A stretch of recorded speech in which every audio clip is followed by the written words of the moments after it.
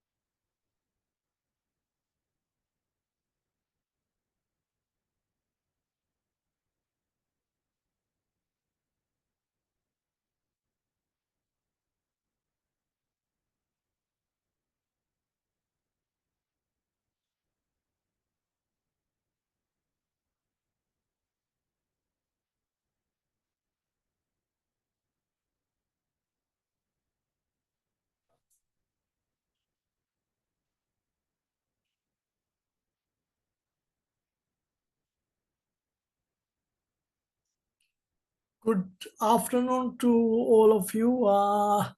Am I audible to you? Can you hear me, please? Yes, sir. Yes, Yeah. sir. Good Right. afternoon, sir. Good afternoon. Oshadi, is that Oshadi? Yeah, Yeah, yes, sir. yeah. Yes, sir. Give me few minutes to introduce about yourself to the Ah, learners, sir. right. Okay. Yeah. Good afternoon, all. Today, resource person is Mr. Deepal Bataduwarachchi, and he is a senior consultant at Open University of Sri Lanka, and he is the one of our expert in economic subjects, and he has contributed for many sessions at Open University. And thank you very much, sir, accepting our invitation. Over to you, sir. Thank you, Oshadi. Thank you, and good afternoon to all of you. And I think I have seen some of you at the inauguration, and I have taught the same subject for your previous batches as well, right? Now, to begin with, uh, I don't know how many of you have done this subject before. Has any of you done this subject before? Hello? Is anybody who has had exposure to this subject before?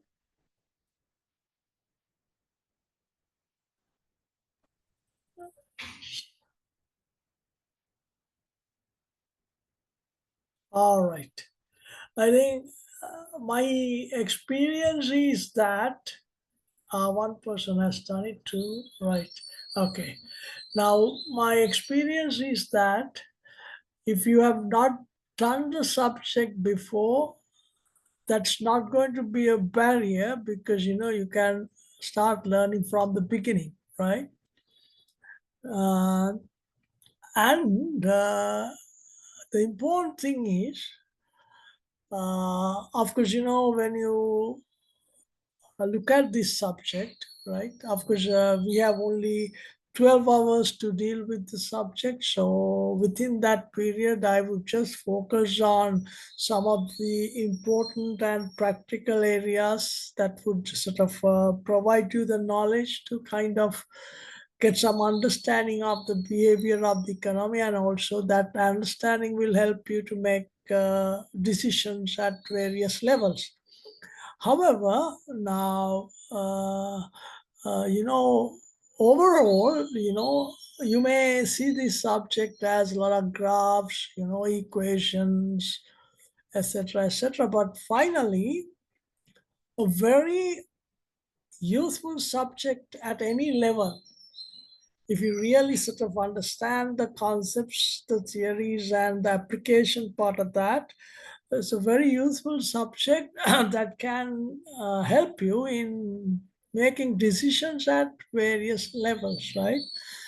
And here within these 12 hours, what I would try to do is, right, I would instill some interest in you towards this subject. And from that point onwards, you can look at things in a kind of a constructive way based on the knowledge you have gained through the subject. And from that point onwards, you can accumulate knowledge on this by reading additional materials as well, right? So I would not dwell much on this. Let's get on with the subject work. And you're free to share your viewpoints, challenge my viewpoints, raise questions. Anything is allowed. Unfortunately, all this is done online, not physical lectures where we could have had a better interaction. But overall, uh, you are welcome if you just like to develop discussions, arguments, questions, anything. You can just you're free to deal with me at any level, right? So let's start by looking at the first slide.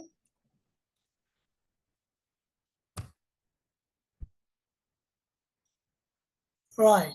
Now, let's see why we should learn this subject, right? Why we should learn this subject. One major aspect of that is to learn a way of thinking. To learn a way of thinking means,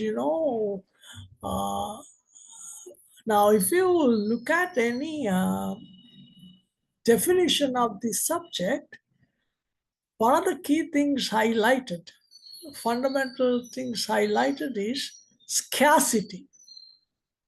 Scarcity of resources, right? Scarcity of resources. Now, scarcity of resources means, right, we as humans, we have endless wants and needs, right? Okay, now let's say for example, now let's say you buy a vehicle today, right?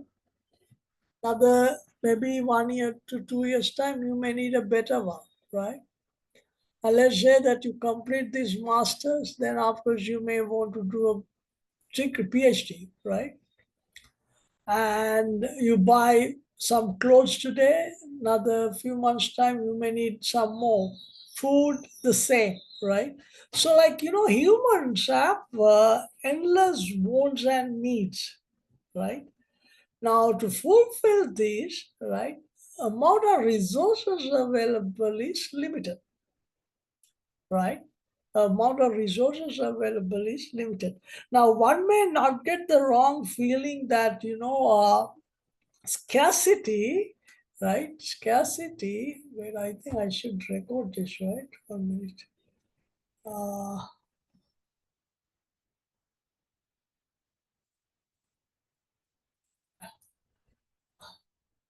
Is Oshadi there? Is Oshadi there?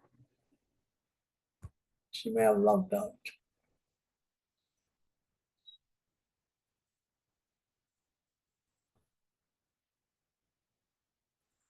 I think so. Already start the recording. Then it's all right. Fantastic. Right. Okay. And as I was looking at how to record it. Okay. Now, getting back to this, right? So one may not wrongly think that the scarcity is only applicable to developing countries. No, it is applicable to the poorest as well as the richest country in the world, right? At their level, right, they also have their limitations, right? Now, for a person in a poorer country, maybe to have 3 meals, but for a person in highly developed country, maybe to have holiday in the other part of the world, right? So, like whatever it is, this scarcity is a fundamental problem. The countries everywhere, like countries, the entire countries in the world encounter, right? So this gap between endless wants and needs and the limited resources, right, makes us go for choices. Makes us go for choices. Now, for example, now today from 2 o'clock to 5 o'clock, right, you got to participate in this lecture, right? Right. Now, of course, if you take a day, you have only 24 hours, right? Within these 24 hours, you got to do many things in addition to sleeping, washing, and eating, right? So, if not for this lecture, you could have gone out with your friends, being a Saturday, maybe gone to a movie, to eat out, right? So, there are so many options, right? But because you have to participate in this lecture for 3 hours, you got to forego your second best alternative. So you have made a choice here, right? You have made a choice here, right? That is to participate in this lecture, right? So because of that, you have to give up your second best alternative. That may be to enjoy with your family members or else go out with your family friends or whatever, or to do extra few hours of work, right? So that is opportunity cost.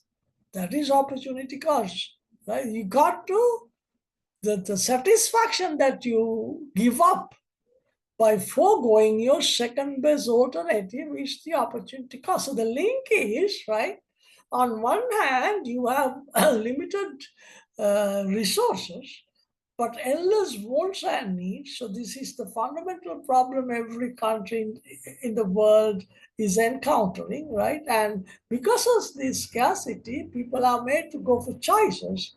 Because of choices, opportunity cost occurs, right? Opportunity cost occurs. But of course, there are instances where there is no opportunity cost, no resources needed, right? And no scarcity, right? We call them free goods. We call them free goods, right? Few examples of free goods. Oxygen we breathe is a free good. Sunlight we get is a free good, right? Now, there too, it depends on the time and the place. Now, if you are diving underneath the sea or go to the space, oxygen is not a free good, right? And if you live in North Pole or the South Pole, where you hardly ever get, sunlight, then of course sunlight also is not a free good. You got to take a flight and come to a tropical country to enjoy the sunlight, right? Okay. So one aspect you got to take into consideration is the opportunity cost, right? Opportunity cost is because there is a gap between unlimited wants and needs of people and on the other hand, limited resources. And because of that, there is scarcity. Scarcity makes us go for choices and choices results in opportunity cost, right? That is the cost of giving up your second best alternative, right? Second is the marginalism and sunk cost, right? We got to always look at the marginal cost, not the average cost, right? I give you some examples, right? Let's say there is a textbook or a book on a particular subject, and the author initially in the first round he wants to print 10,000 copies of that, right? Now see the cost of printing the book, right? First, cost of writing the book, cost of editing the book, right? Cost of typesetting, cost of making plates, cost of printing, binding, finishing the book, and publishing, right? So let's say you're going to print 1,000 books and the total cost is 600,000. You got to divide 600,000 by 1,000, right? That is average cost, right? Now imagine that you got to go for the second print. Now what? The writing cost of writing, editing, typesetting, plate making, all these now you don't have to incur again. They are sunk cost, right? Sunk, right? All what you got to bear is now the cost of newsprint, cost of printing, cost of finishing, right? The initial cost of writing, editing, typesetting, plate making, all this is now sunk and you don't have to incur again. So there, what is important is the marginal cost, right? Put it in another way, right? Say that your mother lives in Mata, right? And you got to visit her because she's not well, right? The weekend, there is an official trip for you to go to Goa, right? That is official work, right? Now, if you go on this official work to Goa, the cost of seeing your mother is whatever additional cost you have to incur from when you travel from Goa to Mata, marginal cost, right? Think of another example, right? Let's say that airplane, right? It is about to take off with empty seats, right? About to take off with some empty seats, right? Now there, cost of additional passenger is almost zero, like. Why? Because anyway you go now, if you have to travel with empty seats, right? If you can fill these seats with a greater discount, still you gain, right? Because even if you are to fly with empty seats, right, you are losing. And if you can offer these seats at a greater discount and fill the seats, you gain something out of that. Because marginal cost of additional passenger is almost zero, maybe whatever the food that has to be offered, right? So you got to think in terms of marginal cost, marginalism, and sunk cost. When you make decisions, so the thinking pattern got to be based on your opportunity cost, marginalism, or sunk cost, and efficient market. There is nothing called free lunch. What do you mean by that? Again, I take an example, right? Now, whenever you walk into a supermarket, or else whenever you walk into a bank, right? There are several counters, let's say 5, 6 counters, right? What's your general behavior? You go and plug into the shortest possible queue, right? Okay, right? But reality is, if everyone behaves in that way, right, a shorter queue would not remain shorter for long. All the queues may kind of be of the same length, right? So the efficient markets, the profit opportunities will not remain there for long. I think most of you may, I'm sure most of you deal with the stock market, right? Now, of course, the stock market is thriving, right? Right. So if you're an investor in stock market, these profit opportunities would not last long. Efficient markets, those who look for this information would pick this up at once, right? Efficient markets, these profit opportunities will not last long, right? Okay. Now, put it this way, how an economist think of it and a general person think of it, right? Two people walking through a park, right? Walking through a park, an economist and a general non-economist, right? And suddenly the non-economist, right, he said to the economist, right, there is a 5,000 rupee note on the road. Then the answer from the economist was, it can't be. Had there been 5,000 rupees, somebody would have picked it up. That means, profit opportunities would not remain there for long and they will be exploited at once, right? Exploited at once. Then the efficient markets, these opportunities will not last for long, right? So your way of thinking should be shaped on these things. On one hand, the opportunity cost, the marginalism, the sunk cost, and the efficient markets, right? Okay, right? Now, the shorter queue, more profit opportunities in that, right? So if the market is efficient, these opportunities will not remain as they are for long, right? Okay, so now I think you have a clear understanding of what is opportunity cost, marginalism, sunk cost, and the efficient markets.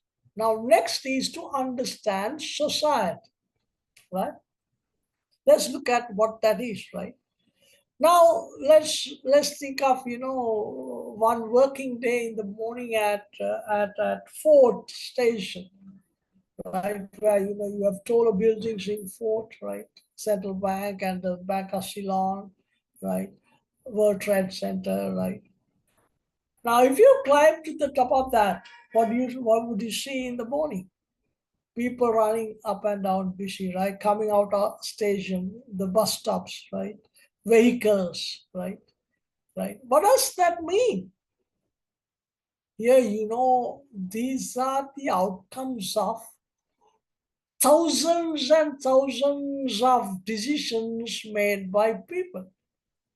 Now, when you see a tall building, somebody must have made a decision one day to put up this building and started from the scratch, planning, right, laying the foundation, right, constructing the building. Same way now, over the years, right, society, the people, the Asians make endless decisions, and the outcome of these decisions are what we see in the real world, right? Buildings, roads, the bridges, and other structures, right? Vehicles, right?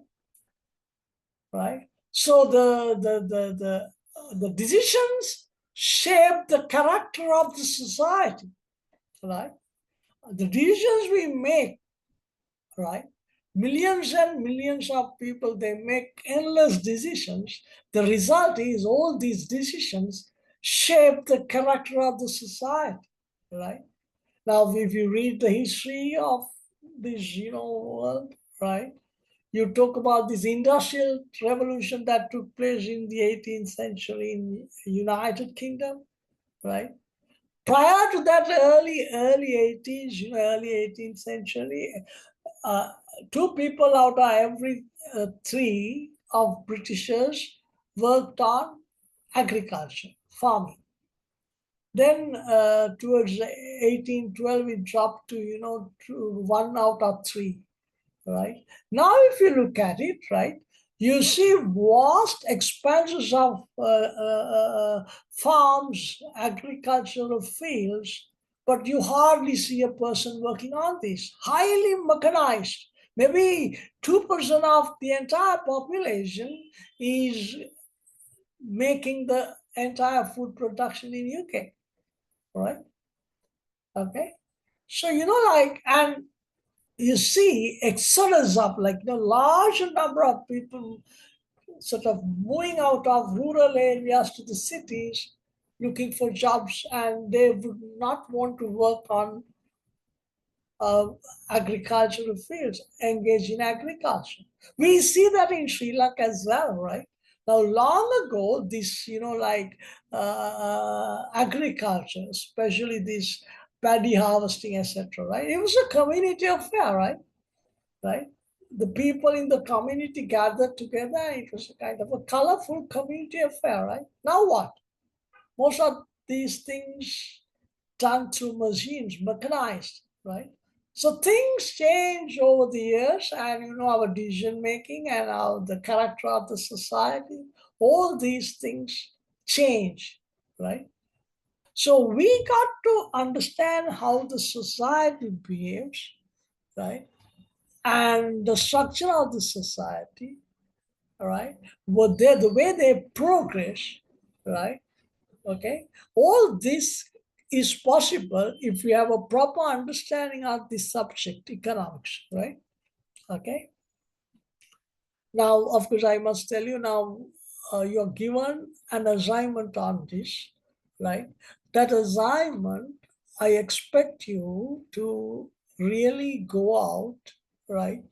Gather information on your own, right? Gather information on your own, right?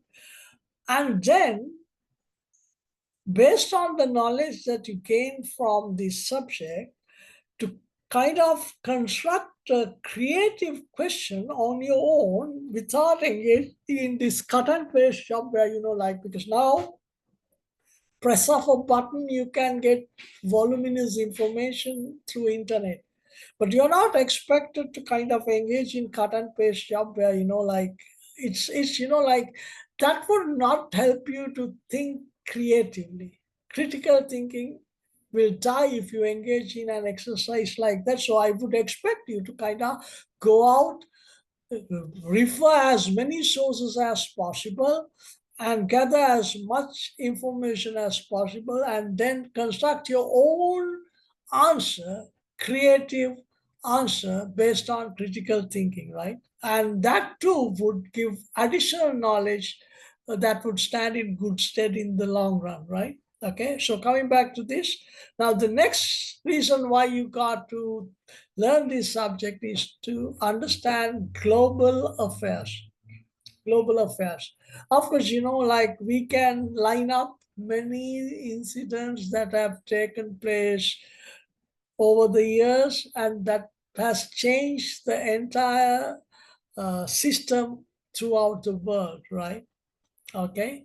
Now, 9/11 bomb attack in America, right? Middle Eastern war, right? And war on terror, right? And then recently the COVID pandemic, right? That has changed everything, right? Now, prior to the COVID, right, we all had the opportunity to get to know each other at the lecture hall because it was all done physical, right? So lectures were conducted physical, right? And we had the opportunity to interact with each other. But came COVID, things have changed in an irreversible way, right? Now, of course, most of the lectures done online. Now, whenever I meet the students at functions, then only then we get to know each other, even that is, like mostly through voice, right? And I would not know whom that I have taught, right? Okay. So these incidents that take place in the world over the years have changed the character of the world as well, right? Okay. Now say that Middle Eastern war, right? That of course could have a tremendous impact on the world oil market, right? Okay, Ukraine-Russian war, right? Energy market, tremendous impact on the energy market, right? Okay, and then this newly elected president in United States, right? And now he has sort of imposed taxes on many countries. The rate is too high, and that could turn the things around. Like now of course the entire world they're promoting free trade, right? Borderless trade, right? But now out of the blue, suddenly this new administration of United States now they're imposing taxes endless, right? So that could kind of act as a barrier in promoting free trade, migration, right? And a lot of the people in developing countries they want to settle in economically better off countries, but now of course they're tightening the screw, right? So like this how these events that unfold in the world affect our lives, right? Our financial status, right? Okay. So all this, you can have a better understanding if you have a better knowledge in this subject, right? And finally, to be an informed voter. This is very important, right? Because, like, if you have a proper understanding of this subject, if you have proper understanding of this subject, right, it's not easier for those people of different political parties to take you on the garden path to fool you, right? To fool you. You would look at things in a critical way. Now, let's say, for example, a party that is contesting the election is promising the electorate, right, sun, moon, and the stars, right? But if you have the knowledge of this subject, you ask the question to offer the people of the country sun, moon, and the stars, how would they find wherewithal the money, finances? If they are to do that, they have to tax or they have to take money from those who work hard or those who invest, those who do business well. So if you are to tax the people that work hard, the people that invest and create wealth, then what happens? They could not reinvest, right? The entire system will shrink, right? excessive tax would have an adverse impact on the economic growth, right? Of course, you need taxes, but excessive taxes is harmful, right? Okay, right? So you would look at things in an objective way, not subjective, right? Of course, come election, various political parties come up with endless promises, right? You would weigh things, pros and cons, and the practicality of these things, and you would look at these things whether they're pragmatic, right? Right? And you will look at things objectively if you have a better knowledge of this subject, right? Because as it is now, if you look at the current status of this country now, even a few days back there was a big debate on now certain groups accusing the government of printing 1.22 trillion rupees, right? And then the government was saying, no, we didn't print it, it was the central bank. The central bank was saying printing money would not have any pressure on the money supply. Now, you would not take these as they are if you are having a strong subject knowledge. Then, of course, you would look at things in a constructive way. You would use the knowledge to understand whether what they say is true or whether what they say can be accepted, right? One good example is what has taken place a few days ago, right, about this money supply and the printing of money. Same goes with the taxation as well, right? Now, of course, everything is taxed, right? So the argument is that, government needs revenue, right? Government needs revenue. Now, okay, yes, they got to balance it, right? Expenses and the revenue. Now, okay, these whatever you gather through taxation, how would that come into the economy again? Would that come into the economy through projects, investments, infrastructure development? No, would it come to the economy as kind of handouts? Aswasuma, Samurdhi, just to please those who do not work and expect everything from the government, just to put these on a platter and give them, right?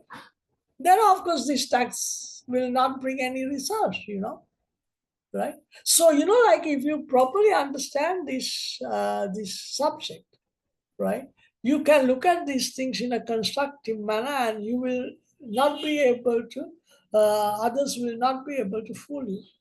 You can't be fooled, right? So I think you have a better understanding of why it is important for you to learn this subject, right? One is it will shape your way of thinking. It is based on opportunity cost, marginalism and sunk cost, efficient market, to understand the society, to understand global affairs, and to be an informed voter, right? Okay, up to what I have said up to now, right? Uh, do you have any questions or any viewpoints or any challenges to be made? Please do that. If not, I can go ahead with the rest. Please communicate to me.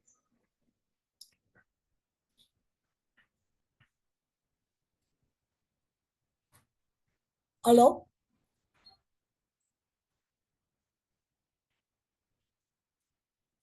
Do you have any questions or you have any points to be made? Hello? Hello? Can you hear me? Yes. Do you have any questions? No, sir.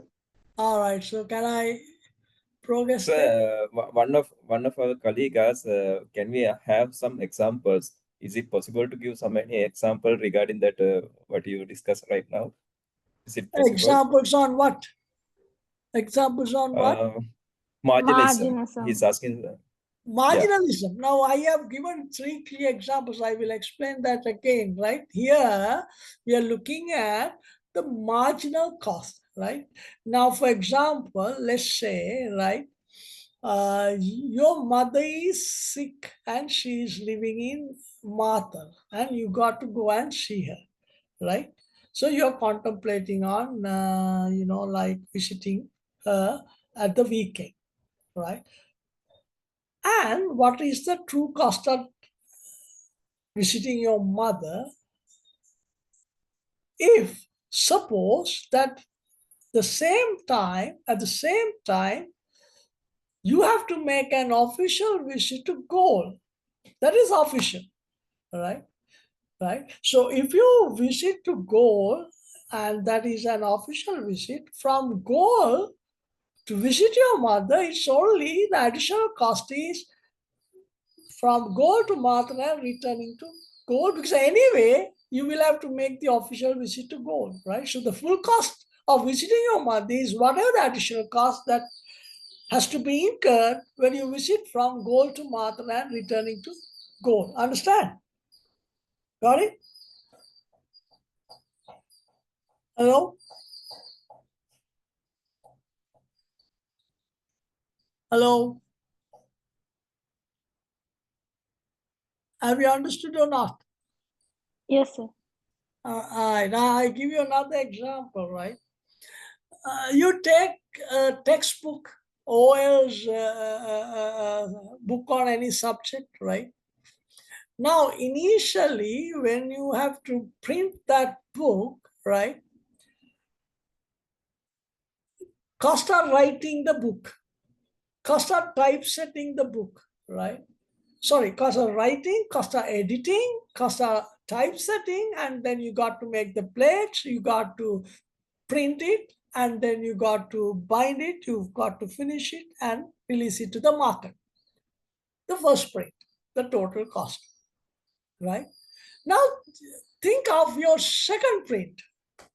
Now, when you go for the second print, do you have to incur cost again for writing? No. Do you have to incur cost again for editing? No. Already done, sunk cost, right? And do you have to incur cost of plate making? No. All these you have incurred, and you don't have to do that again. You can use the same plates and print it again. And additional cost of going for the second print is whatever the cost you got to incur in buying the papers and finishing the book. So here it's only the marginal cost. You got one. Have you understood? Hello? Hello? Yes, sir. Got it, sir. Yeah. All right. Okay. So any other questions? Any other question? Any other question? Hello? No. No questions? Hello? All right. I think no, sir. All right. Okay. No So questions. we'll move ahead with the rest. Okay. Right. Right. Right. Now, like at business level, right? It's very important that you make the right decisions, and that is dependent upon, right, the economic environment, right? That is dependent upon the economic environment, right? When you make a decision, be it at business level, management level, or else individual level, the behavior of major macroeconomic variables, understanding the behavior of the major macroeconomic variables is very important, right? It can be the rate of interest, it can be the exchange rate, it can be the economic growth rate, it can be the unemployment rate, inflation rate, right? So, like, making decisions, is very important that you have a proper understanding of the economic behavior, because we operate within the economic environment. So whatever that takes place in the economy has a bearing on our decision making, right? So it's very important that we have a clear understanding of the environment in which we operate, right? So as we move along, right, as we come towards the end of this lecture series, you will have a better understanding of how to read the behavior of these macro variables, and thereby sort of analyze the actual status of economy, and that would help you in making sound decisions, right? And there are various analytical tools that can be used at the management level. You call pest analysis, pestle, right? Now, pest means, of course, political, economic, social, and technological, right? And you can add some more like legal, right? Okay. And institutional factors, right? Because, the institutional framework is very important, and every country has its own endemic institutional framework. So whenever you make decisions, whenever you introduce policies, these institutional factors matter a lot, right? Okay, so always remember this institutional structure, right, that is endemic to the country that you operate is very important, right? So always look at the political aspects, economic aspects, social aspect, technological aspects, legal, right, institutional factors, right? Now remember, right, now if you look at these East Asian economies, right, that they have sort of taken a quantum leap forward in 1970s, 80s, because, they had a system where, outward oriented system where, they promoted exports, and the government facilitated this effort, right? So the policies of the government, actions of the government, they are very important.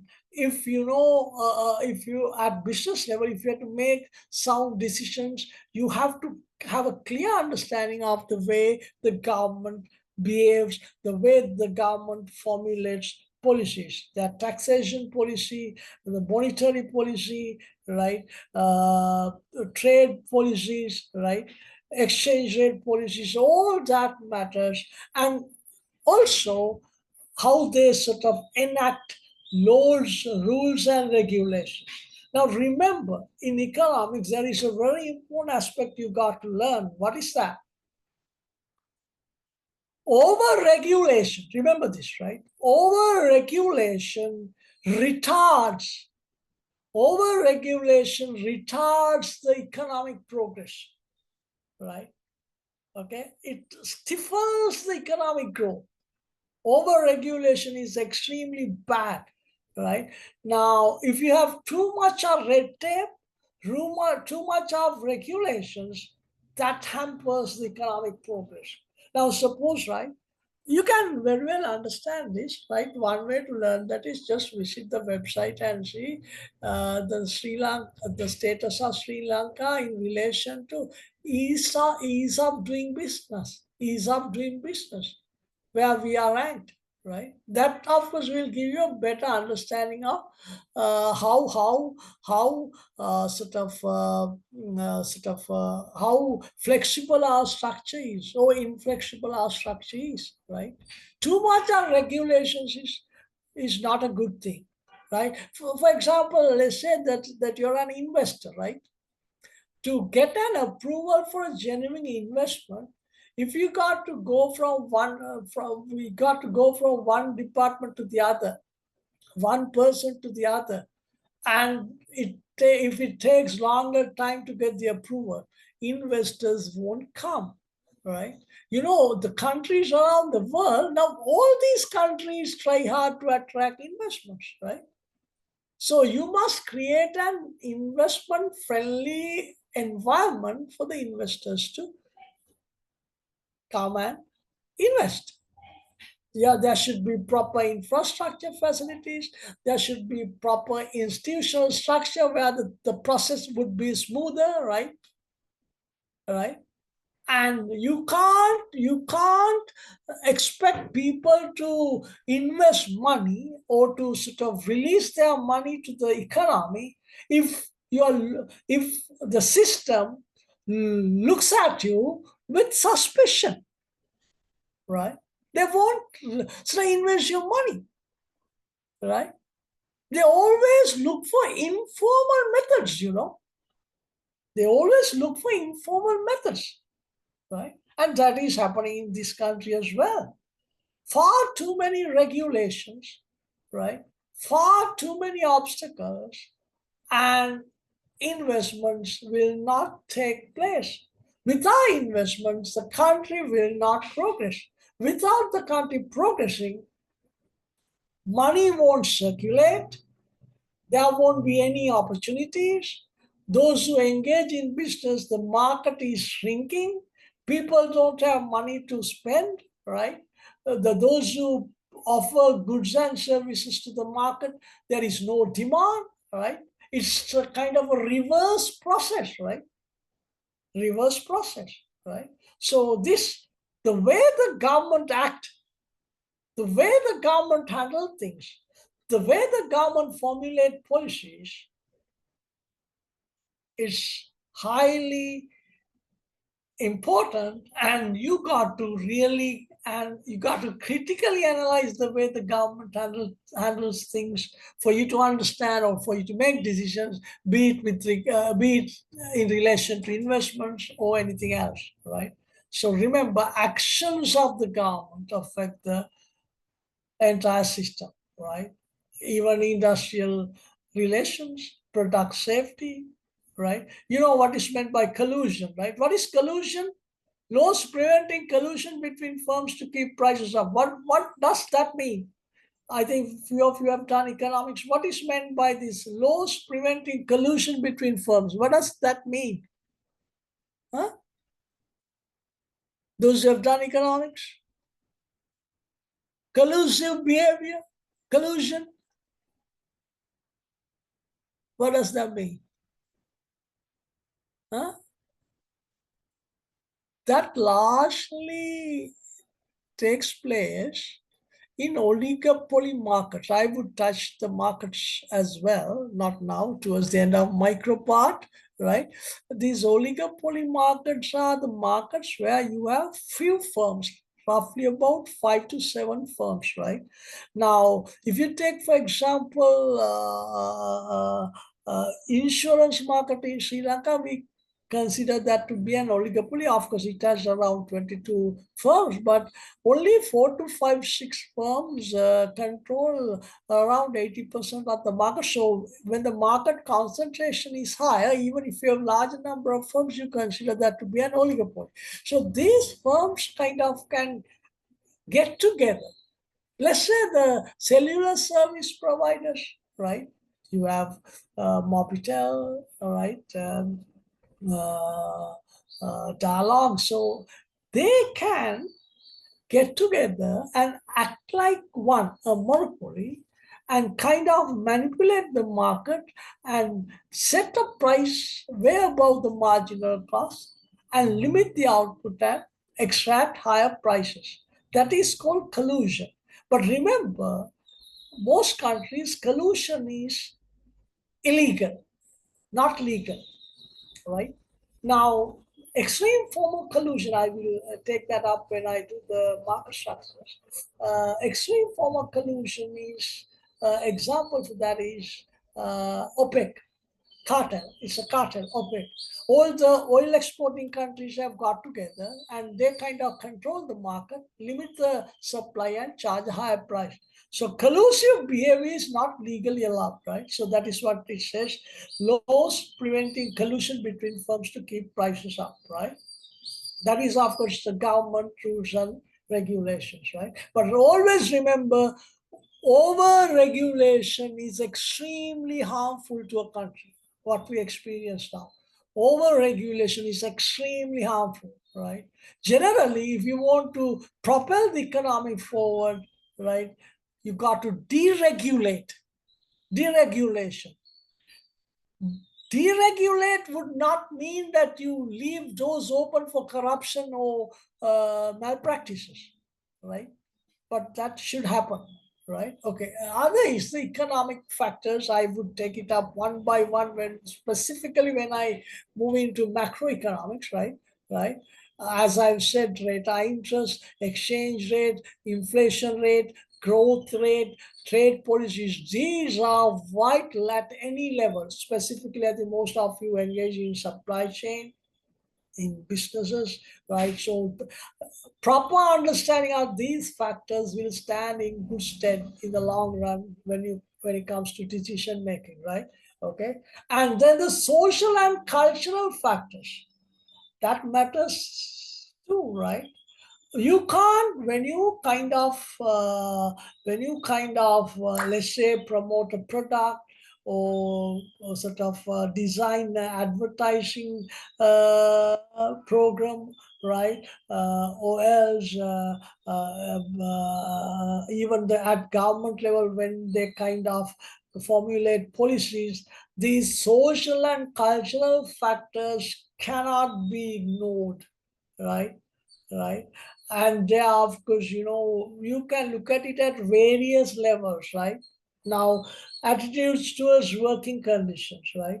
Not like long ago where you can't make people work uh, in conditions that would not be healthy, right?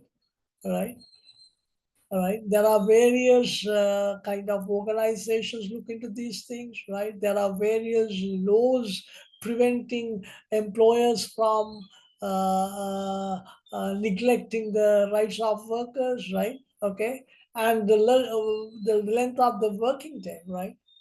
Right. Of course, with the advent of COVID now, of course, a reasonable percentage of uh, people work from home, right? So when you work from home, some of you may feel that it's easier, but at the same time, right now, those days you set off at 8, come back at 5, it's over with the family. Now, of course, when you work from home, you do not know what time you got to sort of answer a call, right? What time you got to carry out your duties, right? Okay.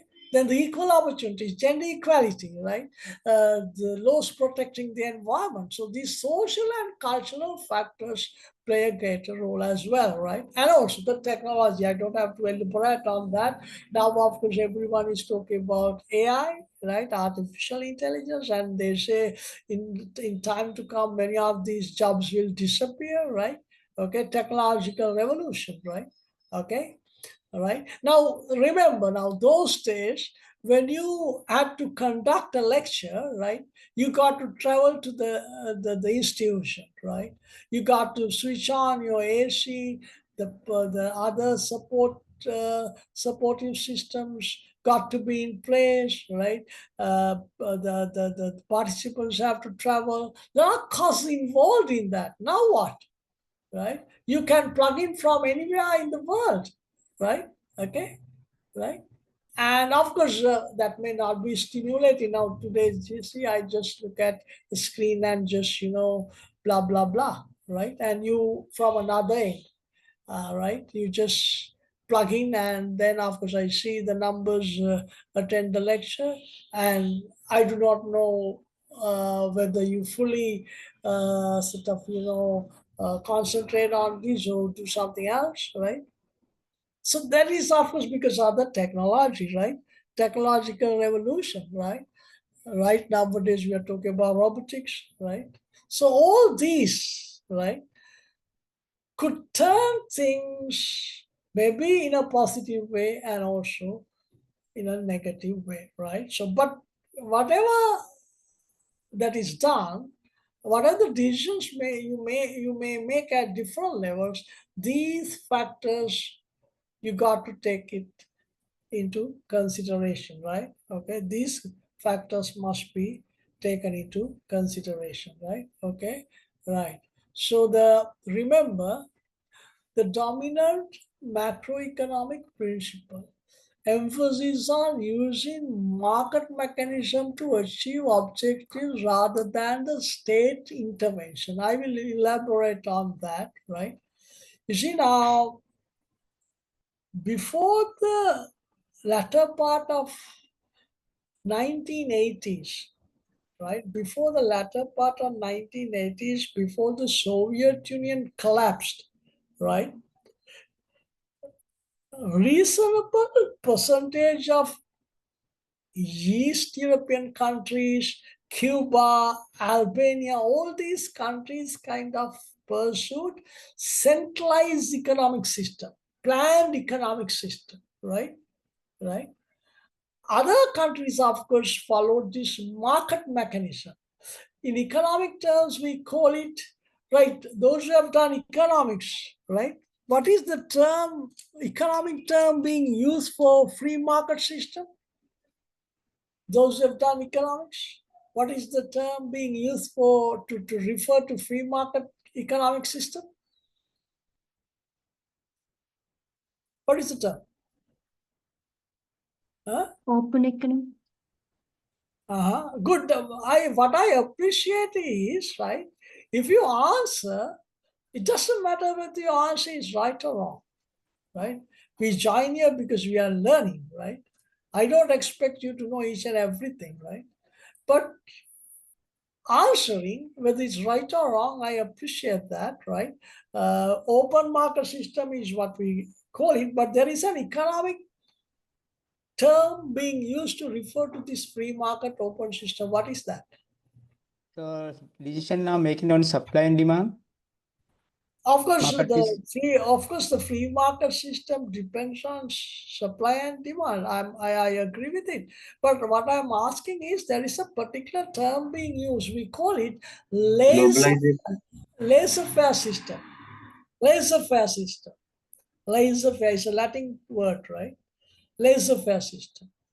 As one of you said, it entirely depends on demand and supply. Now, after this, of course, we start with demand and supply. But remember, the free market mechanism, the price is what will provide signals to the market that how the resources should be allocated.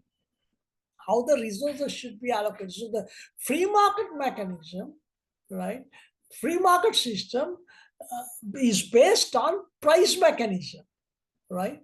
Okay, and Adam Smith, the father of economics, referred to this as invisible hand. You leave it to the market will guide the resources in an efficient way, as if that you are handling them invisibly, right? And also he said, right, now if you think of a butcher, right, butcher is selling meat. Why does he sell meat? Why? Does he sell meat because he is so worried if he does not sell meat, we would not get this necessary protein intake and we would be weaker and we would not grow?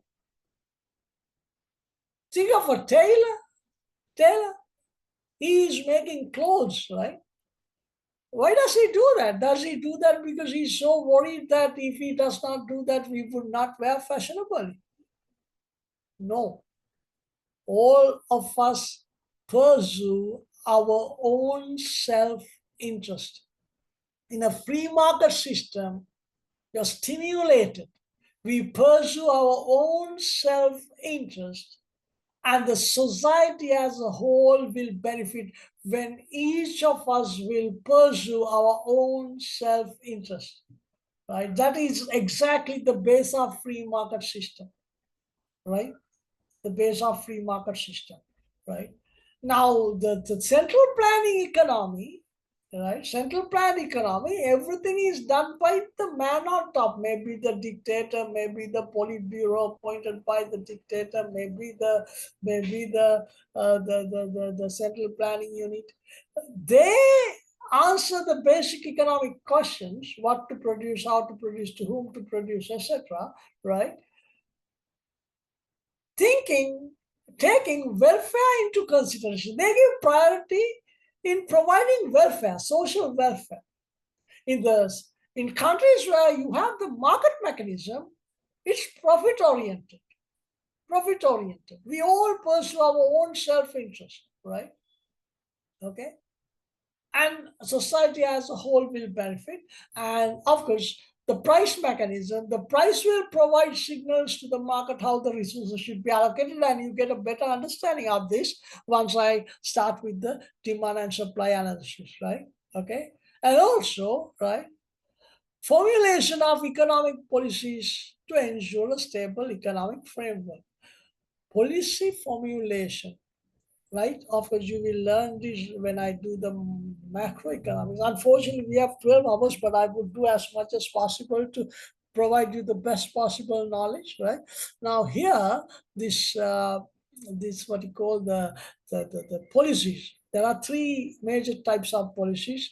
Monetary policy, that is controlling the money supply, fiscal policy, taxes and government expenditure, and the supply side policies, right? Now, government must come up with the right policy mix if the government wants to propel the economy forward, right? You can't have these ad hoc policy decisions.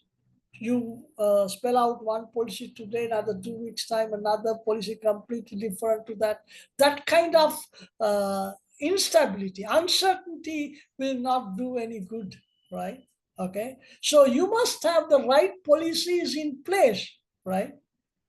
So this is what I said. The beautiful part of this is when you learn this, you can critically sit down and critically think, okay, whether this policy is the right policy to promote investment, to promote business, whether the taxation policy the government is pursuing, whether it is the right kind of policy, whether the interest rate.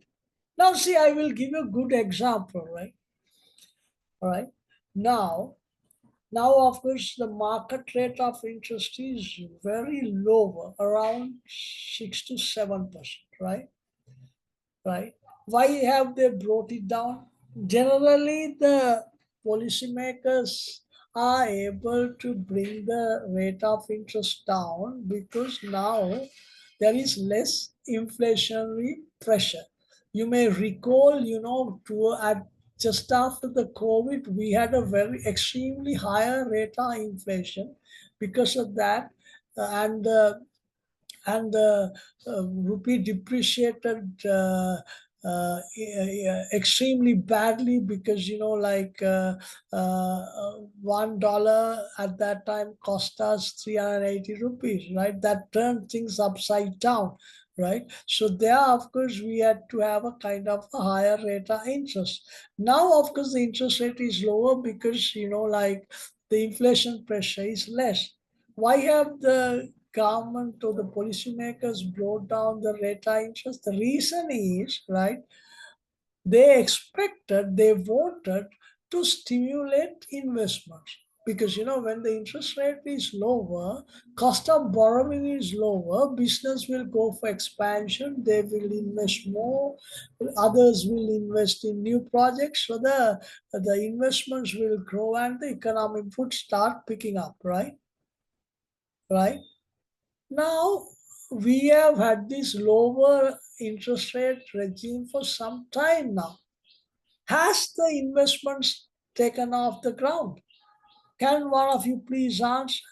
The lower interest, has that stimulated investments in the country? What is your answer? What is your answer? What is your genuine experience and answer? Has the lower interest encouraged people to invest on new projects? That is the intention of the government. Has that happened? What's your answer? What's your answer? It is not only that interest. Actually, it is not only the interest. Again, it is depend on the government rules and regulations. Yes, it is with the interest rate. Most of people are willing to do some investments.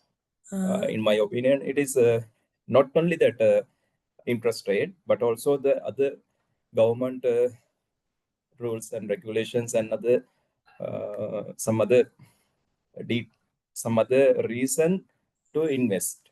Right. Right. What's your name? What's your name? I'm Dinesh. Dinesh, right.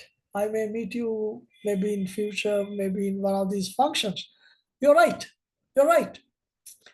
It's not the interest rate is only one thing. The interest rate is only one thing.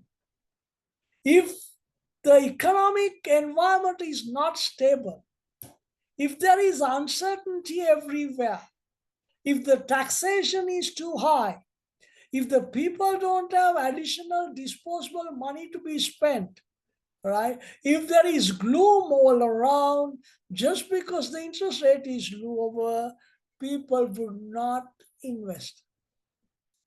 Only thing is, right? Only thing is now people don't have any other options. You can't put that in a fixed deposit, the interest rate is lower. And also if you take money to a bank, you got to fill 1001 forms and they ask you 1001 questions as if that you have stolen that money from a bank. So people are not willing to come out with their money. So only possible way out is to invest in the stock market. No other options available.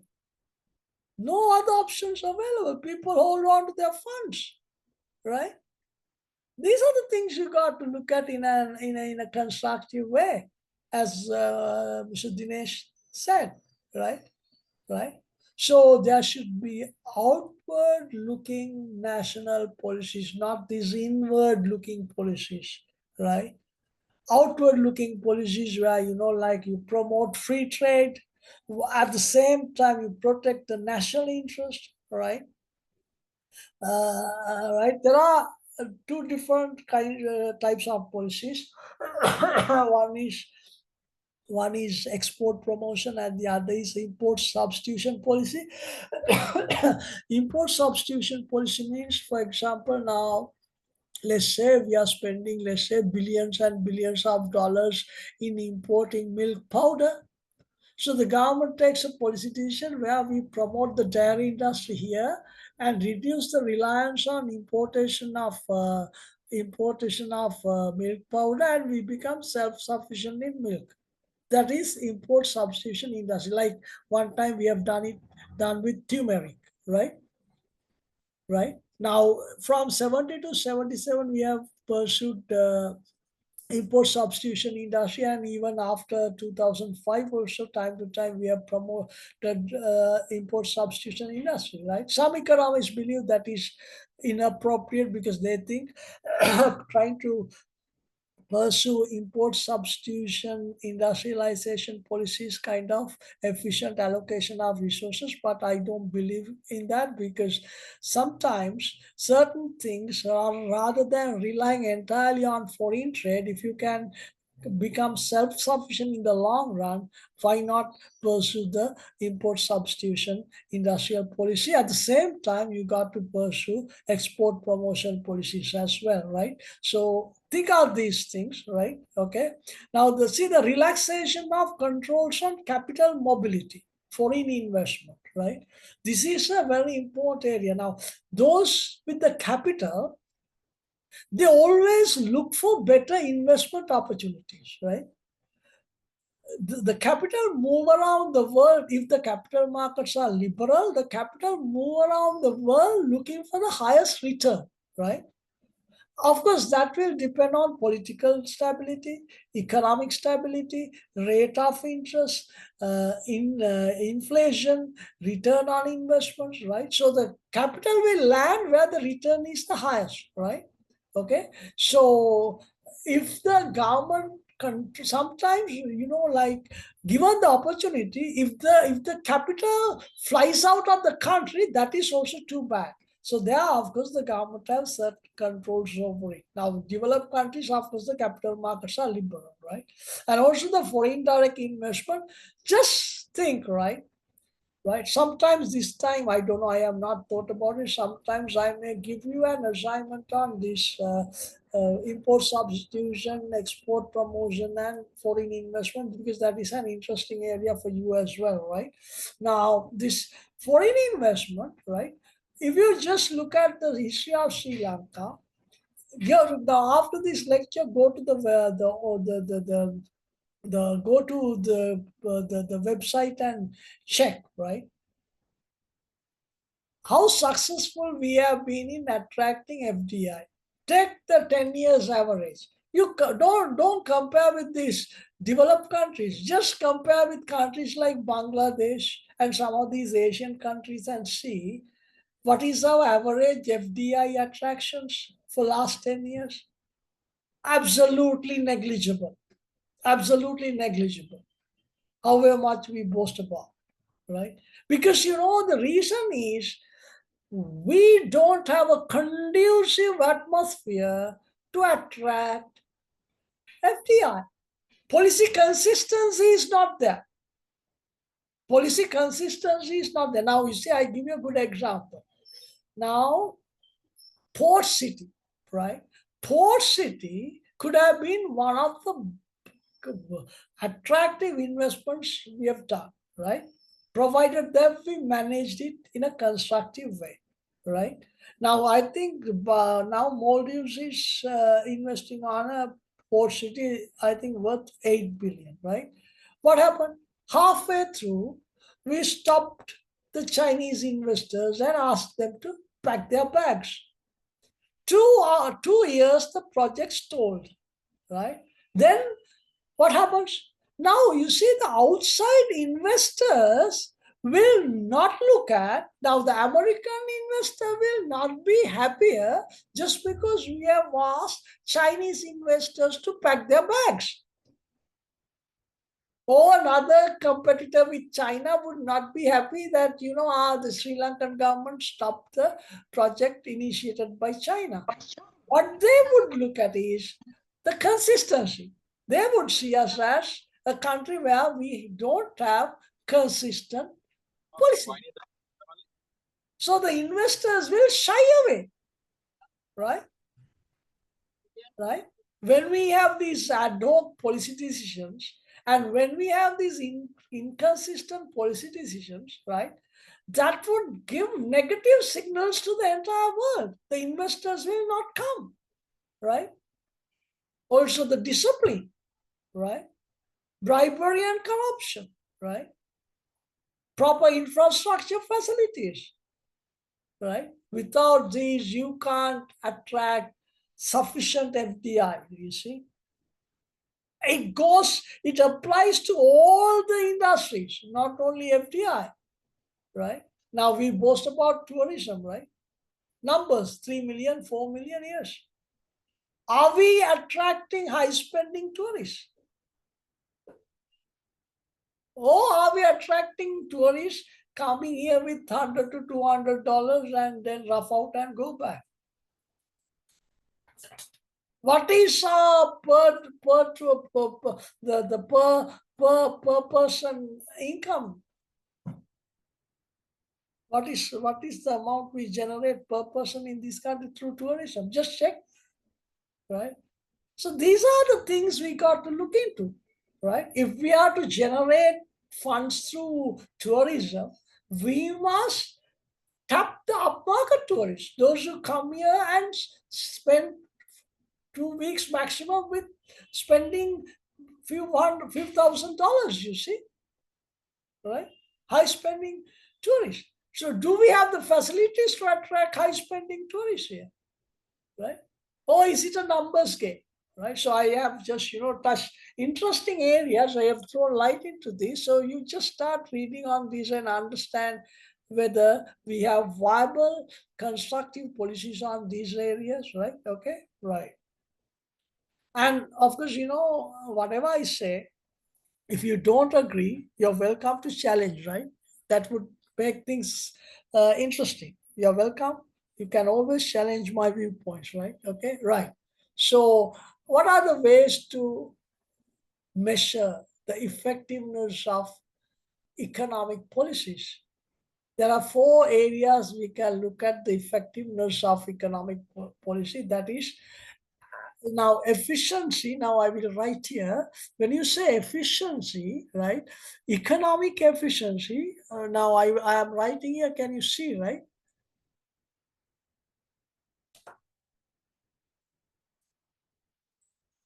Is it can you see that? I think Yes, we can see it. It's 1 minute, right? Give me a second, okay? I think it's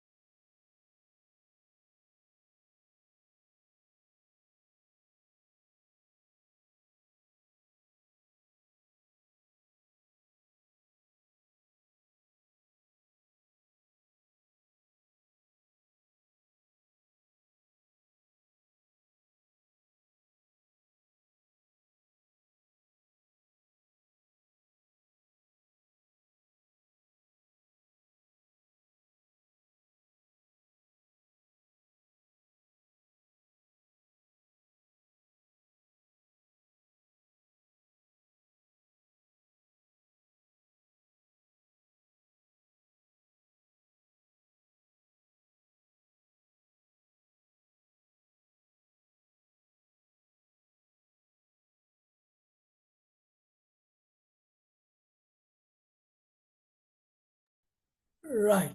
Now, when you say economic efficiency, right? Economic efficiency, right?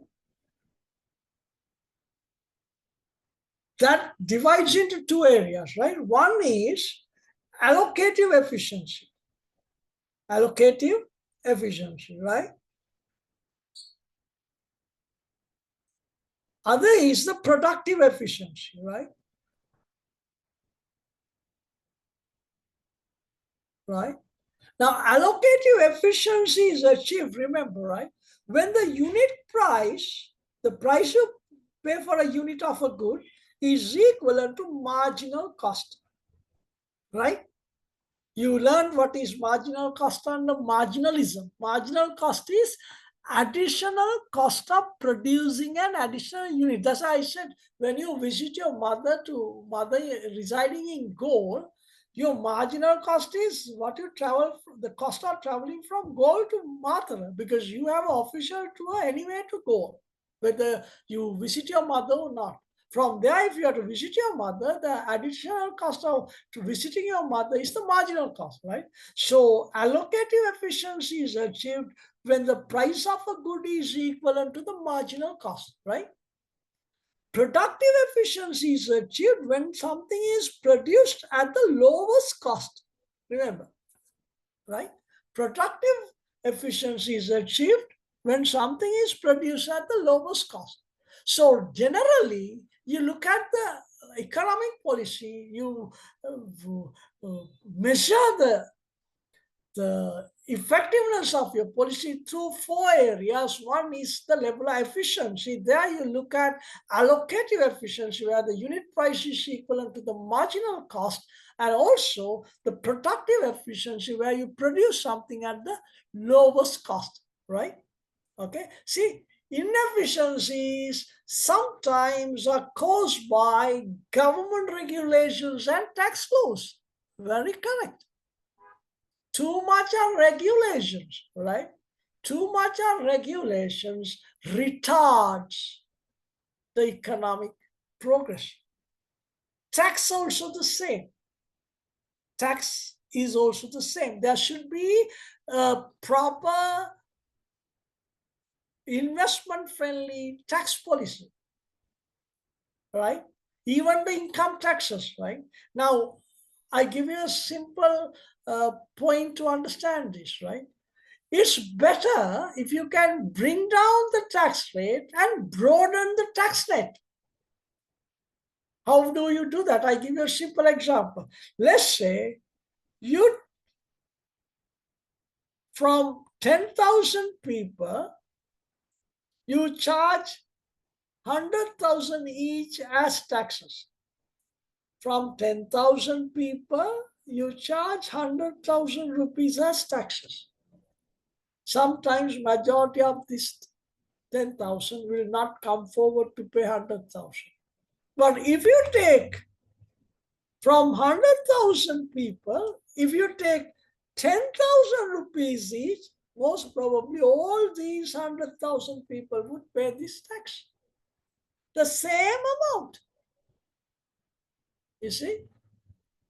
Same amount, right?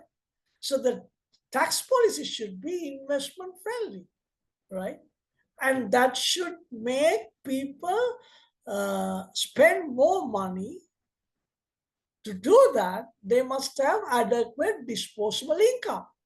If the people have to pay large sums as taxes out of their disposable income, from their income, their disposable income would be less, their spending would be less, right? Okay, right? Of course, the government needs revenue, right? To generate revenue, you can't squeeze the neck of everyone. At the same time, okay, you generate revenue through taxation. What would you do with this revenue? Is it for recurrent expenditure, just to pay salaries, to give handouts,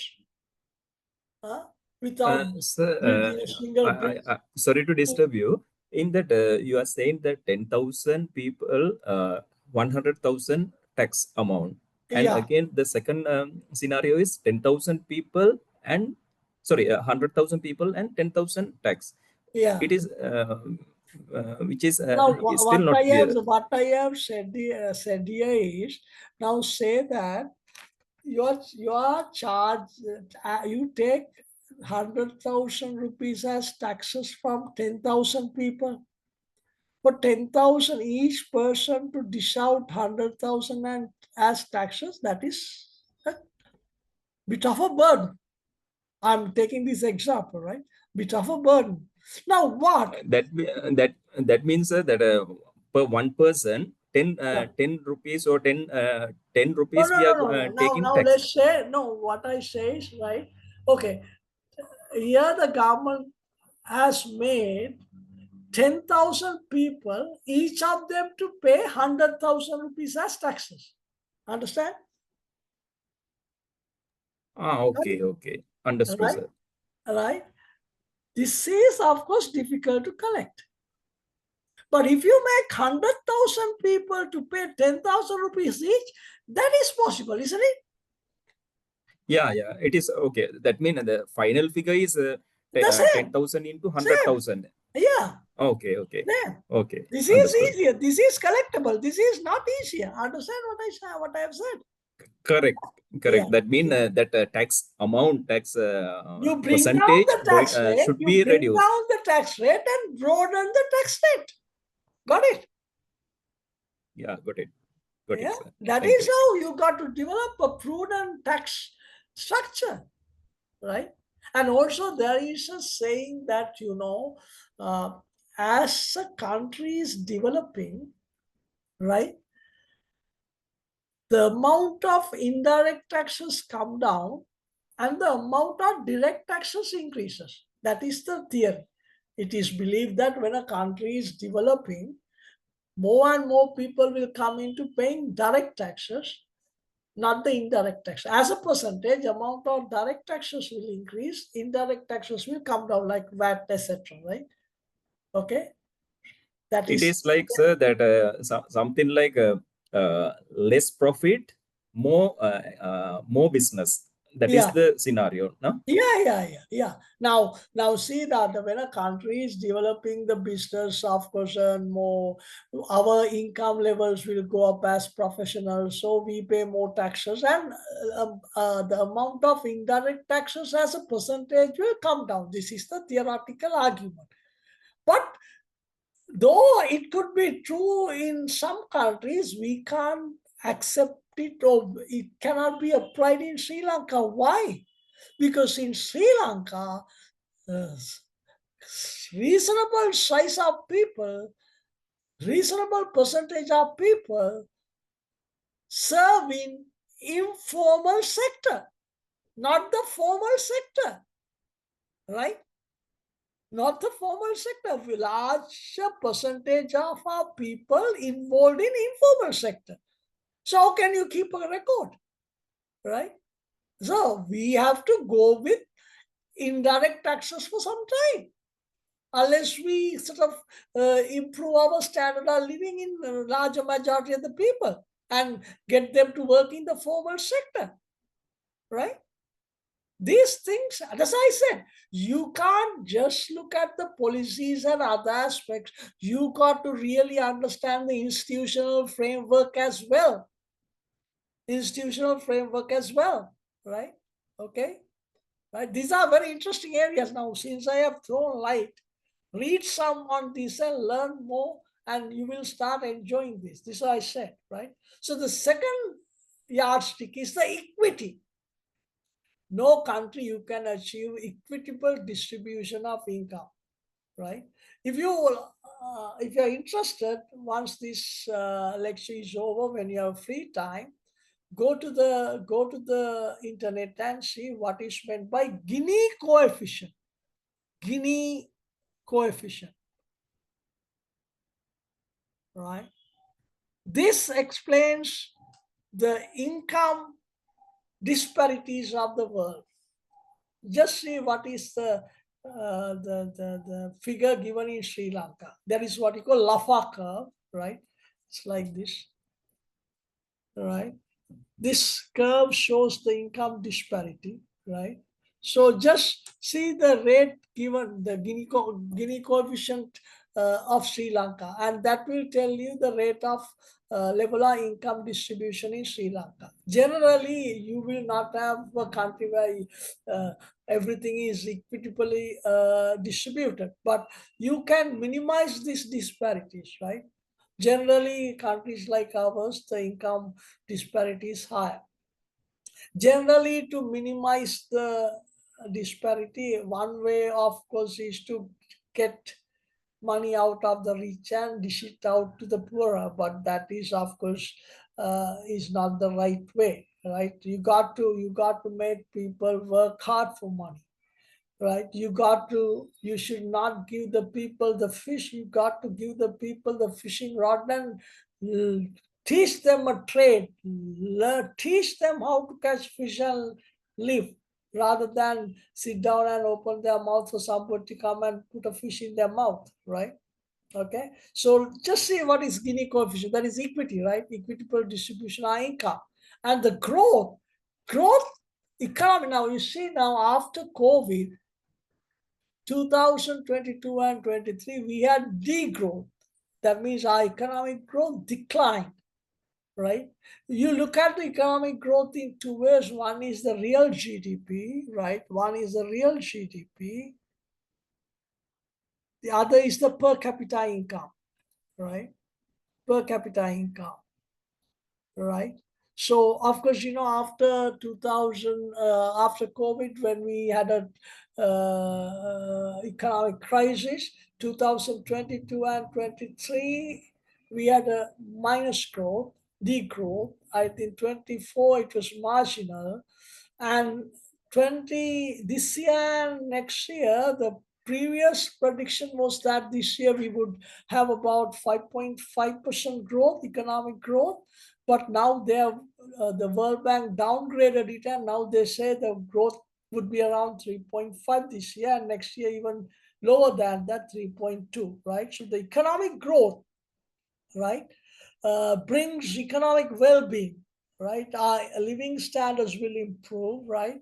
We will have better standards of living, quality of life would improve, right? So the economic growth is a necessary part, right? There are, if you like to learn more on this, right?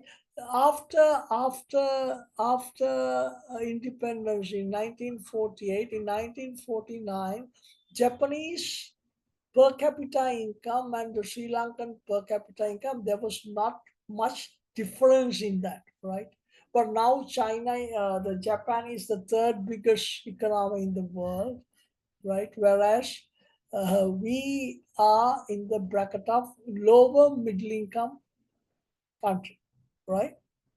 In 1950s, our per capita income was ours and the South Korean per capita income, there was not much difference. But now, of course, South Korea is a developed country, right?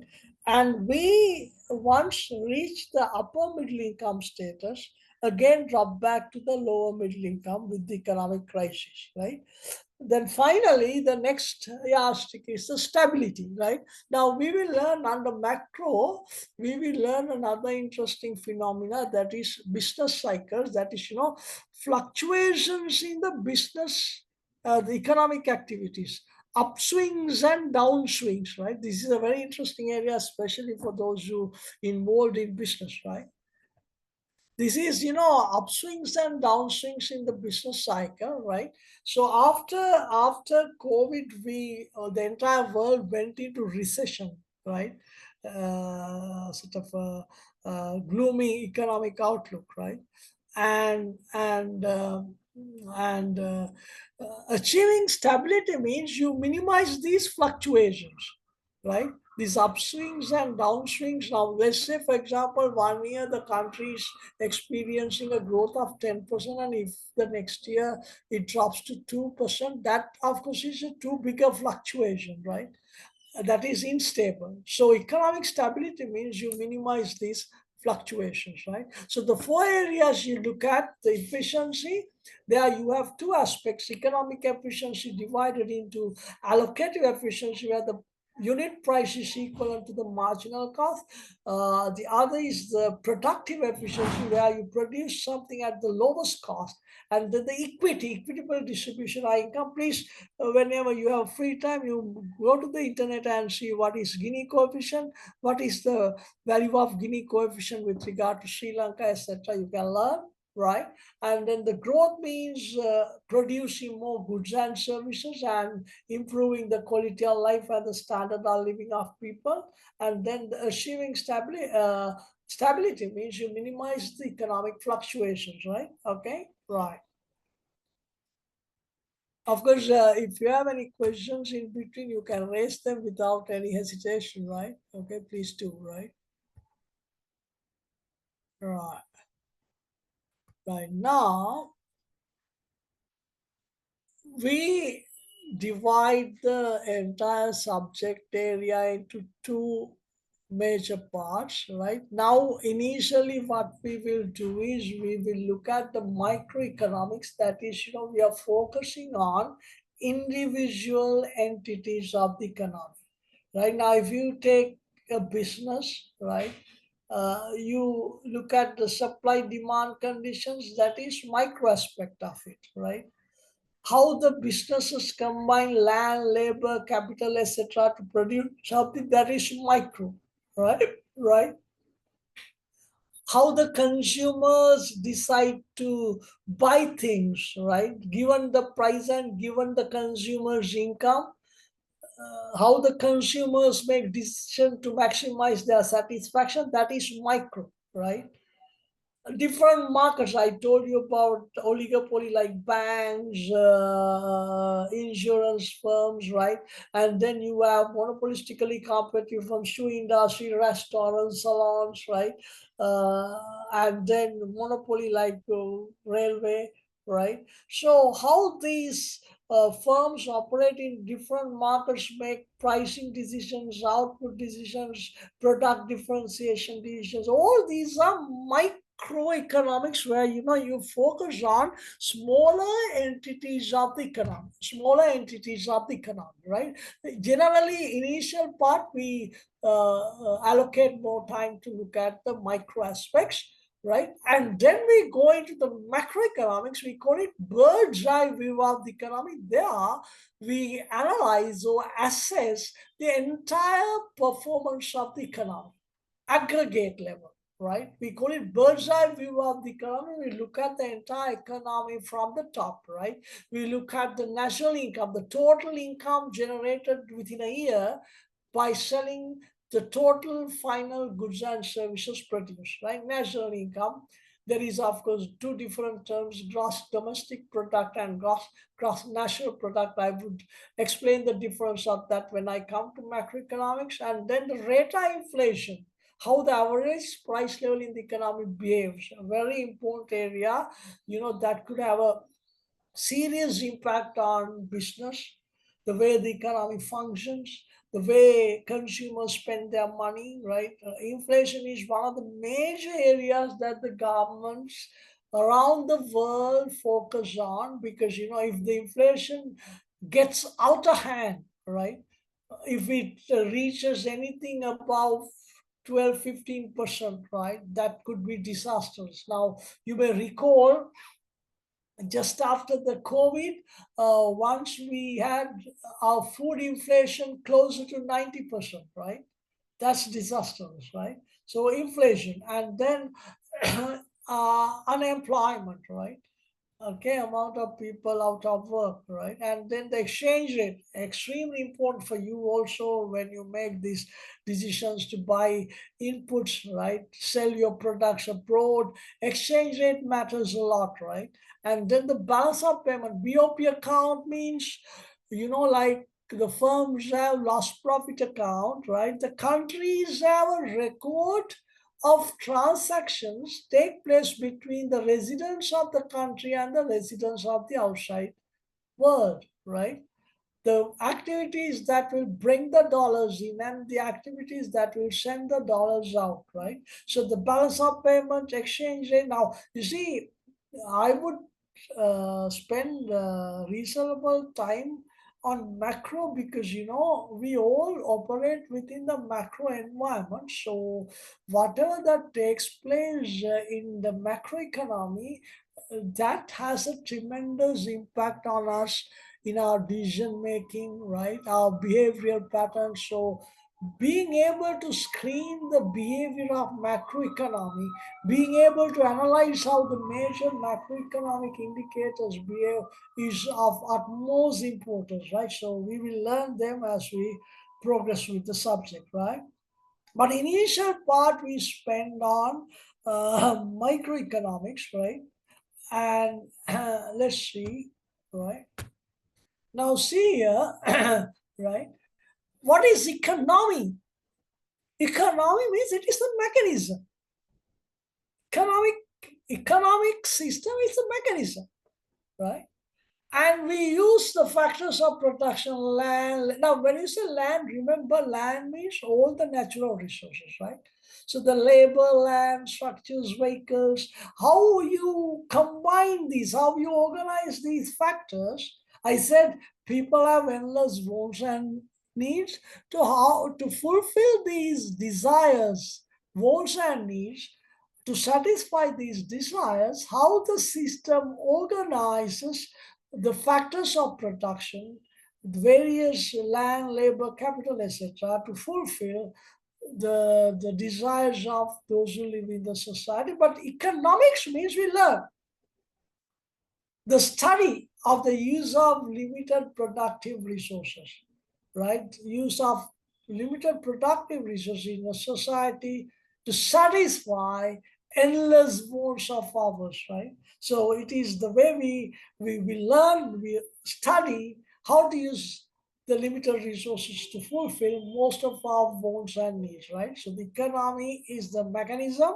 Economics, we study the way of using these limited resources to fulfill most of our wants and needs. And as I've said before, any definition of economics, this scarcity, the word, the concept scarcity is highlighted. See,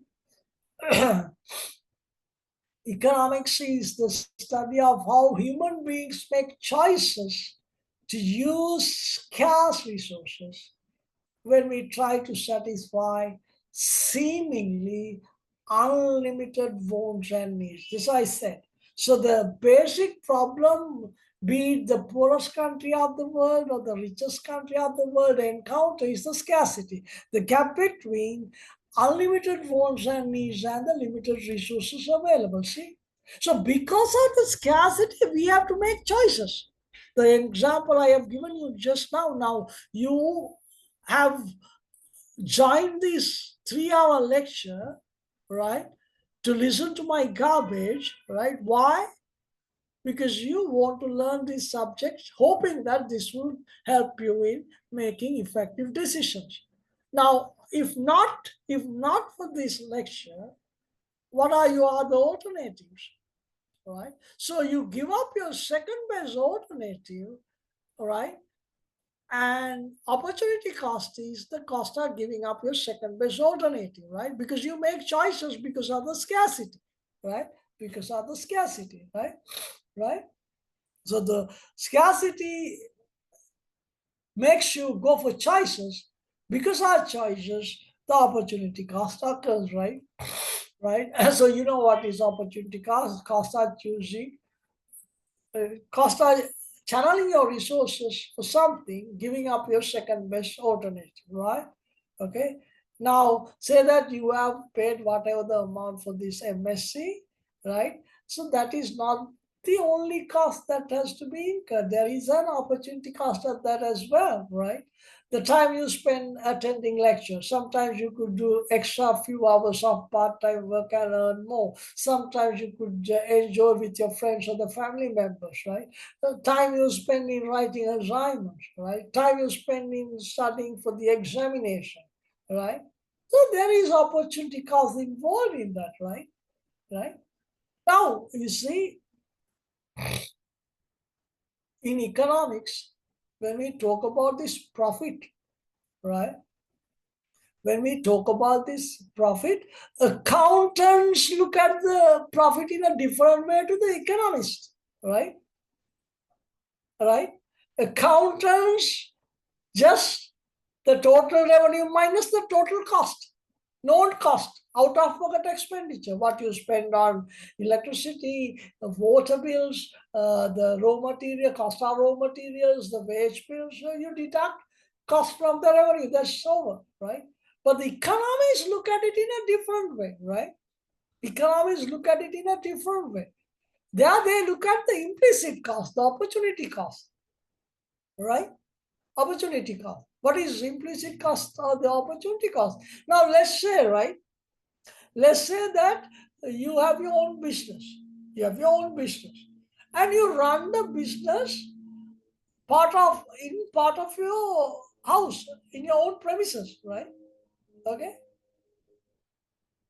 Now economists, when an economist works out profit, he will look at the rent you could have earned by letting the piece of premises you are using to run your business. The rent you could have earned by letting it outside. That is also taken into consideration. Also, now let's say you spend time managing your business. Economists will work out the salary or the wages you could have earned by working outside instead of managing your own business. Say that you have pumped 1 million into your business. Economists will look at the interest you could have earned by depositing that 1 million in a bank. Implicit cost is the opportunity cost. So opportunity cost has a deeper meaning, right? Okay, right. Now, there is a very important model, right? There is a very important economic model that can be used to learn these concepts, economic concepts like scarcity, choice, opportunity cost. We call that production possibility curve analysis.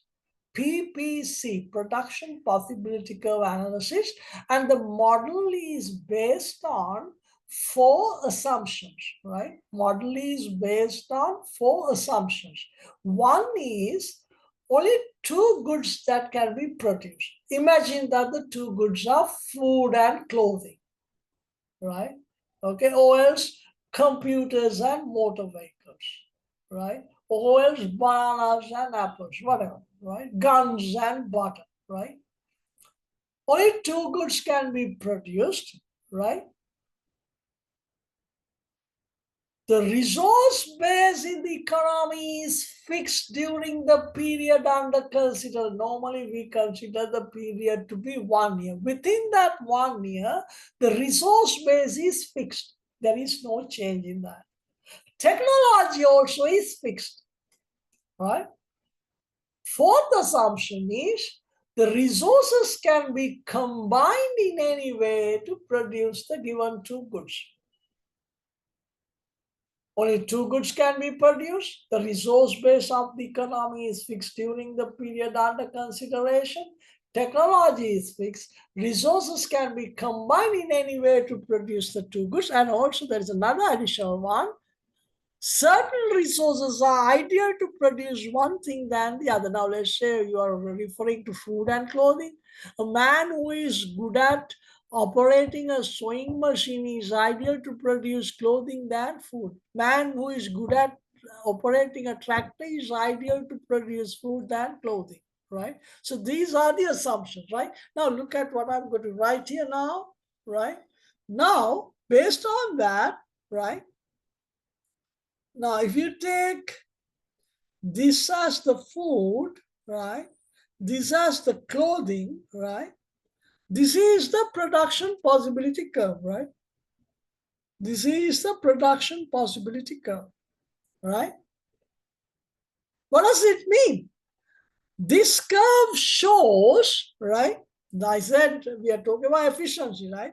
This red line shows the maximum amount of 2 goods that can be produced when the resources are used to the maximum efficiency.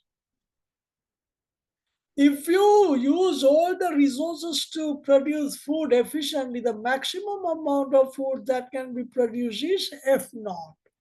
If you use all the resources to produce clothing efficiently, the maximum amount of clothing that can be produced is C naught. And this line shows the combinations of the two goods that can be produced when you use the resources to the maximum efficiency. Production possibility curve, right? Now see this? Yeah. Here, of course, it is the coconuts and fish. Now, if the economic channels all its resources to produce only coconut efficiently, then it can produce 30 million nuts of coconut. And if it channels all its resources to produce only fish, the maximum amount of fish that can be produced is 40 million tons of fish, right? So the dark blue line indicates the maximum amounts of the two items that can be produced when the resources are used to the maximum efficiency, right? Okay. Now the thing is, you look at what I'm going to draw here, right? Now, when you're on the PPC, right? When you move from A to B, what happens? When you move from A to B, right? You sacrifice this amount of food. You sacrifice this amount of food and at this amount of clothing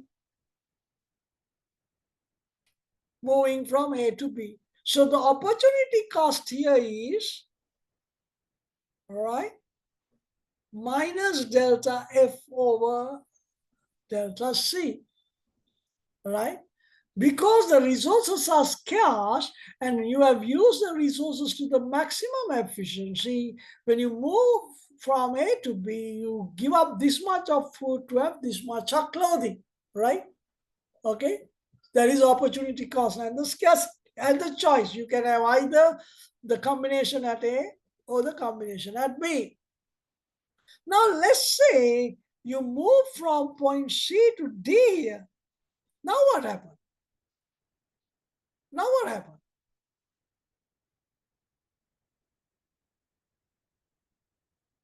You sacrifice this much of food to produce this much of clothing, right? A to B, you sacrifice this much of food to produce this much of clothing. Here, C to D, you sacrifice even a large amount of food, but still you make lesser addition to clothing. What happens? When you move to the right along the curve, opportunity cost is increasing. Opportunity cost is increasing, right? Why? Because when you move to the right along the curve, the resources that are ideal to produce food, you drag them into produce clothing. For example, the man who is good at operating a tractor, now you want him to work on the sewing machine. So there, if the production possibility curve is bowed out like this, it reflects increasing opportunity cost, right? If the production possibility curve is a straight line like this, that reflects fixed opportunity cost, right? Fixed opportunity cost. Along the curve, the slope is the same. You better know this also, because when we learn, not in this program, but when we learn international economics, we generally use this straight line PPC, right? So you know what is the model PPC? What what the model PPC explains, right?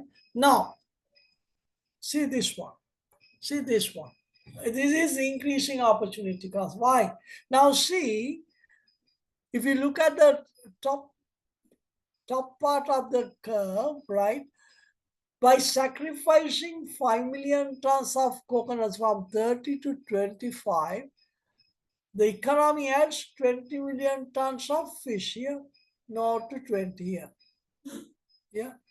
By sacrificing 5 million tons of coconuts, right? Here, the economy adds 20 million tons of fish, right? Look at the second part of that. To add another 20 million fish, the economy has to sacrifice 20 million nuts of coconut. See, opportunity cost is increasing. Opportunity cost is increasing, right? Okay, with it, I would explain another concept using this, right? Inefficient allocation of resources, right? Okay, now this is an interesting thing. Now look at this, right?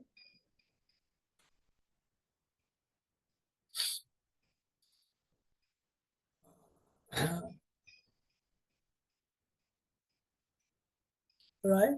Now, this is, I might give you some examples to show what is meant by inefficient allocation of resources, right? Now, you know that long time ago, right? Russian side, the Soviet Union and America had this Cold War, right? They were amassing nuclear weapons, thinking that one would attack the other, right? So both countries spent large amounts of money developing satellites to spy on each other, spending millions and millions to develop satellites to spy on each other, right? Now, towards the latter part of 80s, when in Soviet Russia, the Gorbachev became the president, entire communist regimes around the world collapsed. Soviet Union disintegrated until Putin came as the president, right? Then this threat of Cold War receded. Then what happened? These satellites they built, spending billions and billions of dollars, no use because there was no threat of Cold War. Then Americans, what they did was they used these satellites to track down on the drug traffickers in South America. That is inefficient allocation of resources, right? And also you may recall one time in Sri Lanka, you know, when we built that Mattala airport, of course, whether it was the right decision or the wrong decision, I don't know. But once you built an airport spending billions and billions of rupees, the next thing is whether now you have built it, you can't scrap it. Next thing is to market it, right? I don't know whether you can remember one time our government made a decision to store paddy in it. So we stored paddy, the paddy sawdust destroyed all the sensitive red eye pigment in the ash. We had to spend again millions to repair it. That is inefficient allocation of resources, right? Now we all know the climatic and soil conditions in upcountry is ideal to produce tea, right? Now suppose that we uproot all the tea bushes in upcountry and plant coconut. That is inefficient allocation of resources. So when you allocate resources inefficiently, what happens is this, right? Look at this. You land in a point out inside the PPC. You are not utilizing the full amount of your resources efficiently. There is unemployment. This is called inefficient allocation of resources, right? I show you. If you look at this now, the letter C refers to an inefficient allocation, inefficient production level, right? Now I said, right, when I have shown this production possibility curve, I said when you're on the PPC, when you use the resources to the maximum efficiency, to increase one, you got to reduce the other. There is opportunity cost. But when you have unemployed resources, when your production level is inside the PPC, you don't have to sacrifice one to increase the other. For example, if you move from here to here, you increase, let's say this is food and this is clothing. Now, if you move from this point to here without reducing the amount of food that you have produced, you increase the amount of clothing. If you move from here to here without reducing the amount of clothing that you have produced, you increase the amount of food. Or else if you move to a point like this, you increase both. So remember, if your production position is inside the PPC, right, reflects inefficient allocation of resources, then to increase the production of one, you don't have to sacrifice the production of the other, right? So that is inefficient allocation of resources. Now, think of a point outside PPC here.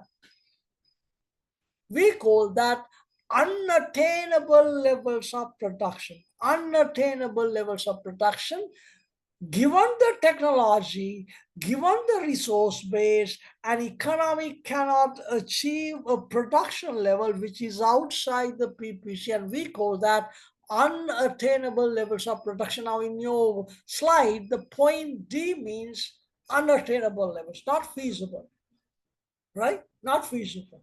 Point C, feasible but inefficient allocation of resources. Remember, that's why I said efficient allocation of resources is what you should try to achieve. Otherwise, you always land on a point which is less than your potential, right? Actual position, right? So this is an important thing that you got to learn through this model. Next, all right. Now, I have mentioned to you under the macroeconomics, one of the, and also under the criteria of measuring the efficiency of policies, growth. I said growth means the economic growth is increasing the total amount of final goods and services produced in the economy, and with that, the standard of living, economic well-being improves, right? Now, remember, the economic growth also can be explained from the production possibility curve. When the growth takes place, right, the production possibility curve of a country moves outwards, indicating that the economy is capable of producing more goods and services. Now see this. Yeah, you're pushing the production possibility curve outwards, more goods and services produced, right? This is economic growth, right? Before I move on to the next, I would touch another one important thing from this production possibility curve analysis, right? Now, production possibility curve model can be used to explain trade-offs between different classes of goods. Trade-offs between different classes of goods, right? There is a famous example, if you refer to these textbooks, we call it gun and butter example. Let's look at that, right? Here, I'm drawing it here, right? Guns and butter example. Now look at this. Guns represent military goods. Guns represent military goods, right? And the butter represent consumer goods. Butter represent consumer goods, right? Now this is the production possibility curve, right, of the country. Now let's say country is at a war, like what we experienced prior to 2009, country is at a war. Now what happens? Economy is moving from here to here. Why? Because to fight the war, now got to shift the resources away from producing consumer goods to produce military goods. So the economy is moving from here to here. People of the country will have more military goods and less of other goods. Peace dividends. Suppose the war ends and the peace don't. What happens? Economy will move from here to here. What happens? Now you shift the resources away from military goods to produce other goods. Now you have observed that after ending the war, we have seen those who fought the war they were developing parks, improving the drainage system, helping the roads to the conditions of the roads to improve, right? So all these things have taken place and economy moved from here to here. We call that peace dividends. See, what I tell you is these models can be these models can be applied. These models can be applied. These models can be applied, right? Okay. One more thing before I move into the next, that is also important. That is why I thought of just touching, right? See this, right? See this, right? Now, I was talking about economic growth. I was talking about economic growth, right? This is important for you, right? Economic growth. Now, let's say, right? Let's say, right? Two countries, right? Two countries, both countries have resources to produce two goods. Both countries have resources to produce two goods. One, capital or other goods, consumer goods, right? Consumer. Capital and consumer goods, right? Capital and consumer goods, right? And this is country A and this is country B, and this is the production possibility curve of country A, and this is the production possibility of curve of country B, right? Okay.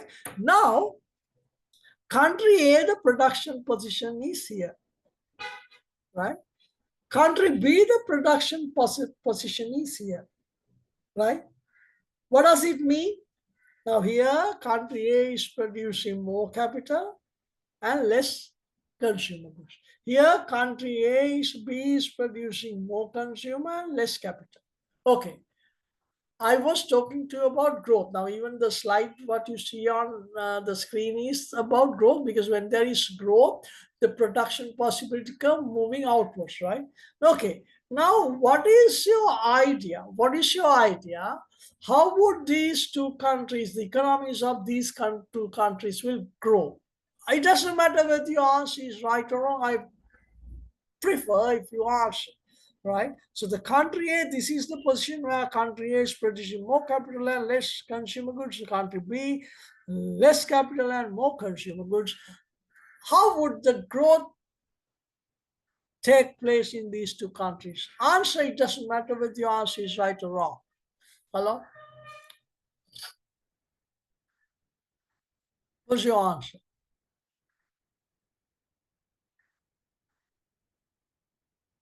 Anybody? It doesn't matter whether your answer is right or wrong.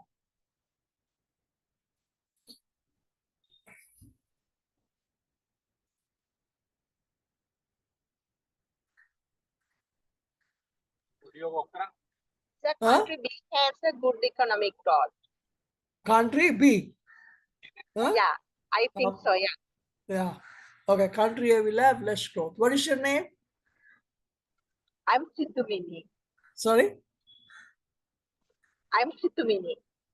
Situmini. Yeah. All right. Situmini. Nice name. Right. Okay. Right. First thing, as I've said, I appreciate. What I need is your answer. Whether the answer is right or wrong, it doesn't matter. We are learning. Right. Okay. Next thing is this, right? Remember, I wanted to highlight an important point. That's why I took this up. Right. Remember, any country, if it wants a higher growth, it will have to spend more and more on capital. Capital means what? Man-made things that assist production. Roads, the bridges, the vehicles, the cranes, the factories, these are what you call capital. So more a country produces capital, the higher the growth. Even to produce consumer goods, you need capital, right? So any country where there is higher capital accumulation, when there is more capital, growth is higher. Any country less spending on capital, the growth is like this. Understood, Situmini? Hello? Yes, sir. Yeah. So always, that's why any government, the more they concentrate on, more they invest on capital accumulation, the higher the growth, right? If they do not like highways, if they do not like ports, if they do not like airports, if they do not like more and more factories, no growth.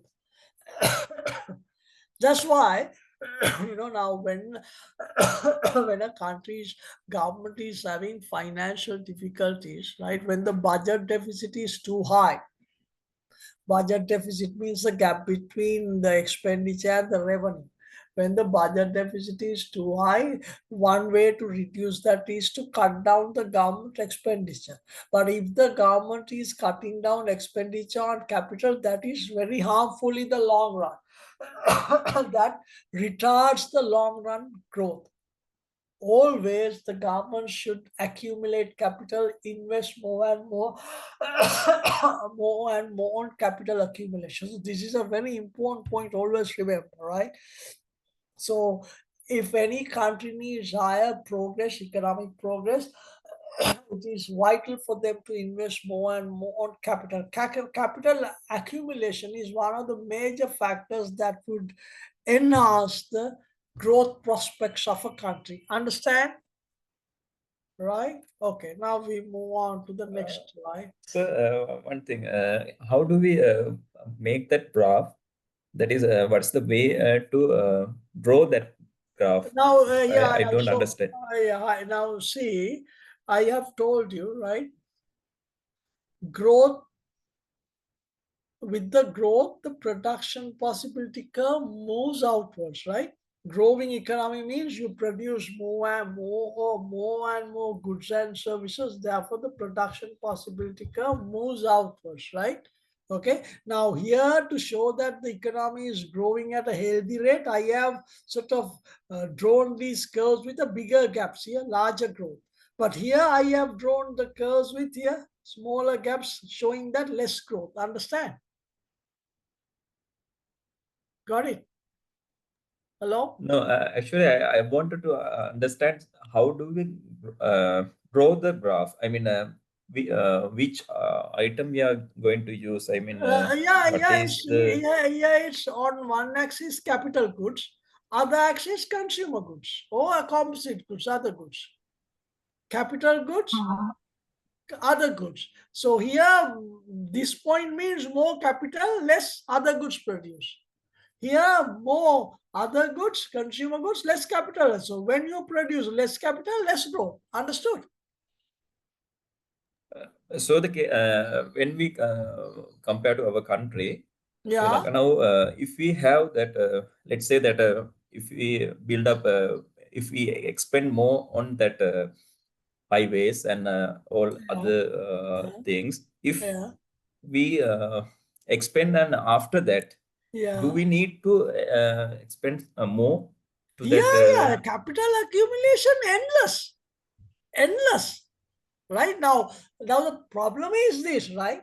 Now, when you are a bigger economy, 2% growth means a bigger thing. Right? When you are a small economy, even 10% growth would not mean much. Understand? Because it is cumulative. Right? And an economy that is worth, let's say, $1 billion, when that economy grows by 5%, that is a bigger thing. But if the entire economy is worth 100 billion, when this economy grows by 10%, that comparatively not much. Understand, it is cumulative, right? Now, this capital infusion is a must for a country to have a higher growth. Now, I give you a good example, right? Now, you see, take the Southern Highway. Take the Southern, I tell you how this creates backward forward linkages, right? Now take the Southern Highway. Before the Southern Highway was built, if you wanted to go down south, right, you will think twice, thrice, because it's a one whole day travel. Am I right? Along the Gold Road. Am I right? Am I right? Correct. Right. Correct. Now Yes. what? Now what? On a weekend, in the morning, if you feel like going out with your family to a down south hotel, you decide, you pack your bags and go. That creates business, right?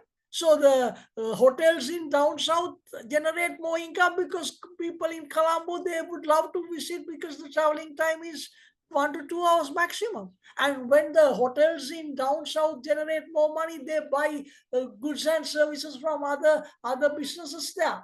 It generates income. Am I right? Am I right? Correct. That Yes. is why this capital accumulation is a must.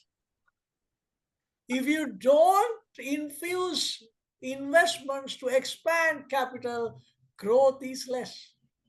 Growth is less. Right? So learn. I will at the macro, I will touch this economic growth and development for you to I would elaborate more points under that under growth and development. Right? That's why I said this is a So, very interesting. Yeah. yeah, just I want to know now you are when you are drawing the graph, it is Yeah. you are making curve Yeah. instead of that straight line. Yeah. How do we think that it is a curve or straight line? No, that is of course now here whether it is straight line or a curvature, right? It is of course assumptions, right? Generally, what we are trying to highlight here is the outcome. Now here I have highlighted the growth. Now I have used the curvature. Generally, this is more practical, much more than the straight line, because straight line we assume fixed opportunity cost. But in practical terms, what is more realistic is the increasing opportunity cost, because as you move towards this side, you drag resources that are ideal to produce this to produce that. But generally now when we learn about international trade, the gains from trade, we use the straight line PPC. Yeah, of course, it doesn't matter what you use as long as you properly highlight the outcome, right?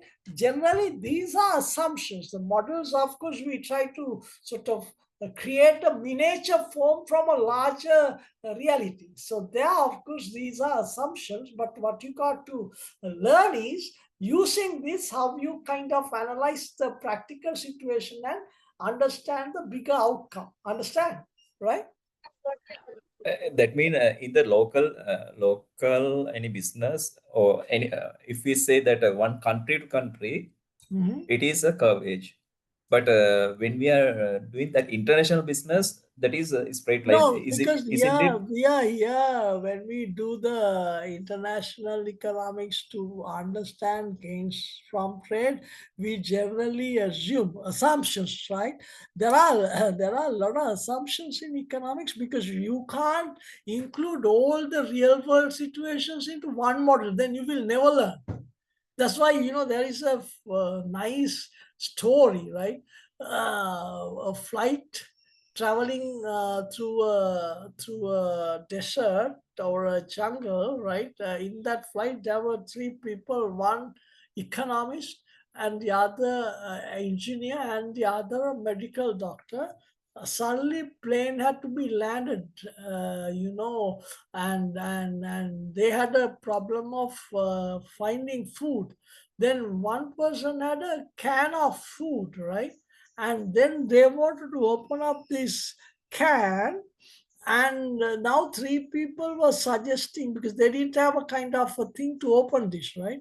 So the doctor mentioned something, took a device and said we can kind of sharpen this and open the can, right? Then engineer had another idea to open this can. Then when it came to the economist said, let's assume that we have a can opener. You understand? Let's assume that we have a can opener. So likewise, economic models are based on assumption. Now here, to learn the gains from trade, we generally use this straight line PPC, because that is an assumption here. We assume that the opportunity cost to be constant. There are no hard and fast rules here, but here, of course, even with a straight line production possibility curve, I can explain this. But more realistic is the curvature. Understand? It depends. You can use what you like as long as you state the assumption clearly. But what you got to learn is the final outcome. Understood? Got Yes. it? Got it. Right. Yeah. Okay. Okay, right. Let's move ahead with the rest now. Of course, if you look at the resources available in the real world, there are 4 different types of resources. Land means all the natural resources comes under land. Even the climatic condition of a country comes under land, right? It gives our nature, mineral deposit, forest, water, oil resources, all that comes under land. And the labor means not only the physical effort, even the mental effort as well. Professionalism, skills, education, attainments, all that counts, right? So labor means it's not only the physical action, even the mental status as well, right? Capital means, as I have said, man-made aid for production, right? Equipment, tools, machineries, the roads, the ports, airports, all that comes under capital. For a country to gain satisfactory economic progress, a larger portion of investment should go to expand capital. That is a must, right? That has to happen. All now, see, I tell you, if you have time, you read miracles of East Asia, Southeast Asia, how they have progressed, like Malaysia under Mahathir Mohamad, Singapore under Lee Kuan Yew, because of massive infusion to develop the infrastructure, without which a country cannot progress, right? Without which a country cannot progress. Sri Lanka, in that regard, is the progress is highly unsatisfactory. Highly unsatisfactory. We have only few highways connecting few cities. Now this is 2025, right?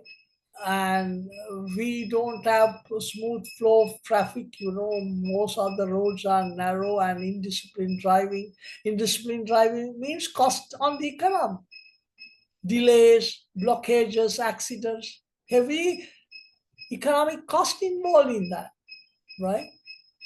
That's why these developed countries always look for advanced transportation to improve efficiency. Now look at our railway system. Highly primitive, right? Look at the railways, the transportation available in other countries. We can't even imagine. Even most of the African countries have better railway systems. What have we achieved? Look at the Kalni Valley railway line, right? What are we boasting about? Absolute failures, absolute failures, right? Right. So the capital accumulation is a must. Capital accumulation is a must, right? Okay, right. Now next is the entrepreneurship. Entrepreneurship means they're the ones who make decision to combine these factors of production to produce goods and services that can be sold at a profit. So the 4 different types of resources available: land, the natural resources, the labor, both physical and mental efforts, the capital, man-made aid towards production, plants, equipment, roads, the vehicles, the factories, the cranes, right? Okay, and then the entrepreneurship, they're the ones who would decide to combine these factors of production to produce goods and services to be sold at a profit, right? Okay, right. Right. So, of course, the countries have to make decisions, right? What are we going to produce? Are we to produce more of electronic items, more of food, more of clothing, more of medicine, right? So the decision has to be made on what to produce, how to produce, and the way to produce. Are we to use more and more of capital intensive methods, or are we to produce more and more labor intensive methods? So how are we to combine these factors of production to produce these goods and services, right? So countries have to decide what are we to produce in what quantities, how we are going to produce them, whether using more capital, more labor, other resources, and to whom to sell them. To whom to produce? So these three basic questions, every system will have to find answers, right? So these are the three basic economic questions the countries will have to find answers to. Now, to find answers to these, countries use systems, and we call them economic systems, right? Now, let's see that. I draw it here, right? Economic systems we generally divide into three, right? They are, right, as we discussed earlier, free market system, laissez-faire, right? Liberal system, right? Okay. And then other extreme, we have command, or the planned economic system, right? Right. And in between, we have mixed economic system, right? Now, these systems they are to find answers to these three basic economic problems: what to produce, in what quantities, how to produce, and to whom to produce. Now, free market system, you just allow the demand and supply forces to interact freely, and through the interaction of demand and supply, the price is determined, and the price will provide signals as to how the resources should be allocated. Now, let's say, for example, right now, say, right, you learn now after this, of course, we touch the demand and supply framework, right? Now, this is the price and this is the quantity, right? And let's say this is the demand for insulin, the product used to control diabetics, right? And this is the supply of insulin, right? Okay, and this is the market price. Okay, now suppose, the percentage of diabetic patients in the country has gone up tremendously. Now what? Demand for insulin has gone up, right? The demand curve has shifted to the right. Of course, you learn these movements of demand and supply under the demand and supply framework, which we would touch after these basic areas, right? So here now, the movement rightward shift of the demand curve will increase the price of insulin, right? Now, this rise in price is a signal to the market. Now it is time that you shift resources from other sectors to this to produce more of insulin. So the resources are shifted, right? Okay. Same way, now the price has gone up for consumers. Now, of course, the consumers, the price is too high, right? So they might, because the price has gone up, look for other alternatives because the price of insulin has gone up. So this price provides signals, signaling function, right? It provides signals how the resources should be allocated. Rationing function for the consumers: when the price is higher, they buy less. When the price is lower, they buy more. Incentive function for the suppliers: when the price is going up, their profitability goes up. Okay, more and more to be produced, right? So this is how the free market behaves. It is through the interaction of demand and supply, the price in the market is determined, and the price provides signals to the market as to how the resources should be allocated. Free market mechanism. And those who believe in free market system, they always promote this because they think through the free market, the resources are allocated in the most efficient manner. Do you agree with it? What is your answer? Mr. Dinesh, Ms. Situmini, what's your answer? Do you think this is the best way to allocate resources? Aren't there any failures in this? Are there any failures in this? Yes, sir, because of they are trying to get the maximize the profit. Yeah. So You're right. This is, of course, the best way to allocate resources. But at the same time, you're right. I agree with it. But at the same time, remember, there are what you call market failures. Market failures. What are they? What are they? Uh, Have you, uh, huh? I think this can be created as well, isn't it, sir? Created in the sense? Yeah. One thing I love This, this. I love yes. this because I want you to interact. I want you to talk to me. Yes, tell me. Yeah. Yes, actually, this behavior, some monopoly can be created as well. This cannot Yeah. be. Very good point. One of the failures is monopolistic behavior. You're right. What is monopolistic behavior? They have enormous market power. They have enormous market power. They can charge a price way above the marginal cost of production. Now, I said allocative efficiency is where the price is equivalent to marginal cost, right? Very good point. Allocative efficiency is where the price is equal to marginal cost. Now, when in a free market system, some firms gain high market power, they can charge a price way above the marginal cost. Way above the marginal cost, right? Way above the marginal cost, right? This is one of the market failures, you're right. Second one is what? Have you heard the term called externalities? Concept, externalities.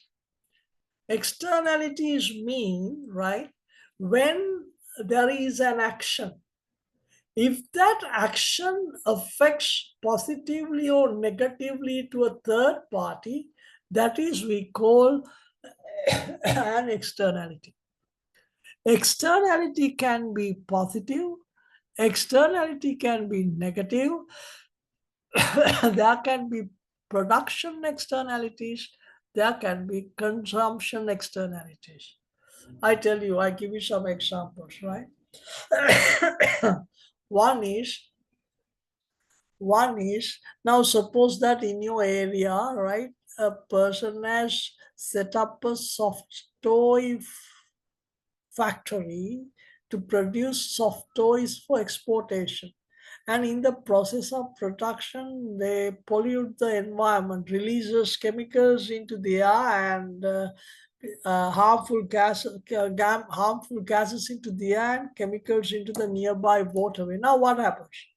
That is a negative externality, pollution. Now, here, why we consider it a market failure is this, right? In a free market system, if you just allow now this toy factory to decide the price, right, here, based on its demand and supply, right? This price determined through the interaction of demand and supply has not included the social cost of pollution. Am I right? Because this mechanism has not accommodated that cost of pollution, right? Okay. So free market, the output produced through the free interaction of demand and supply is more than what it is necessary for the production to be efficient, excessive production. So what should happen? The government should intervene and impose an environmental tax on this and include the cost of pollution into the price and use this to improve the quality of environment. So here, free market has failed, so the government intervention is necessary. This is a negative pollution, right? What about vaccination? Vaccination is a positive pollution, positive externality, right? Positive externality, because if you get vaccinated, on one hand, you protect yourself, and the second thing is you prevent the disease from spreading. So here too, when you have a positive externality, right? Look at this. If you allow the free market, if you allow the free market to decide based on the demand for vaccination and the supply of vaccine. Now, you see, COVID vaccination, right? Some, of course, try to avoid getting the vaccination. Even I tried to avoid. Only I got it when it was said that if you don't get vaccinated, you will not be allowed to walk into your workplace. Because of that, I reluctantly got vaccinated, but otherwise I avoided this as much as possible. Even I didn't get the third one anyway, right? I didn't have faith in it, right? I think I'm right. Okay. Now, here, this is where positive externality is involved, right? This market outcome, this output is less than what is necessary for the outcome to be efficient. So what should be done?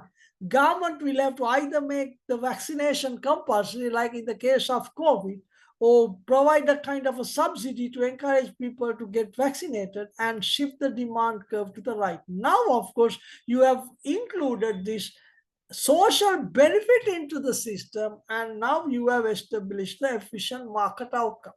As I said, this is the areas where the free market mechanism fails. One, as one of you quite rightly said, monopolistic behavior. Externalities, there's another one. What is that? We call that public goods. Public goods, right? Okay, what are the characteristics of public goods? There are two major characteristics of public goods, right? They are excludability, right? They are excludability, non-excludability, non-excludability, non-rivalry, right? Non-excludability, non-rivalry. These are the major characteristics of public goods. Because of these two characteristics, non-excludability and non-rivalry, you can't expect the private markets to provide these public goods. Okay, I will explain what is meant by non-excludability and non-rivalry, right? Now, what are the examples for public goods? Street lighting is a public good. Pavements is a public good. Lighthouses is a public good, right? Now, what is meant by this non-excludability and non-rivalry? Now, private goods, they are excludable, they are rival. Now, let's say you pay and buy a laptop, right? It is only for you to use, excludable. And when you use, other person cannot use it, rival. You buy an ice cream, that is for you. If you eat, other person will have less of it. Rival. Now this street lighting, if that is provided, let's say you paid and got the street lighting for the argument's sake. Now, whoever walks through your lane at night will be benefited from the street lighting. You can't say you have not paid, therefore you can't get the benefit of the light. Can you say that? No, non-excludable. Just because you get certain amount lighting, would the other person get lesser amount of lighting? No, non-rival.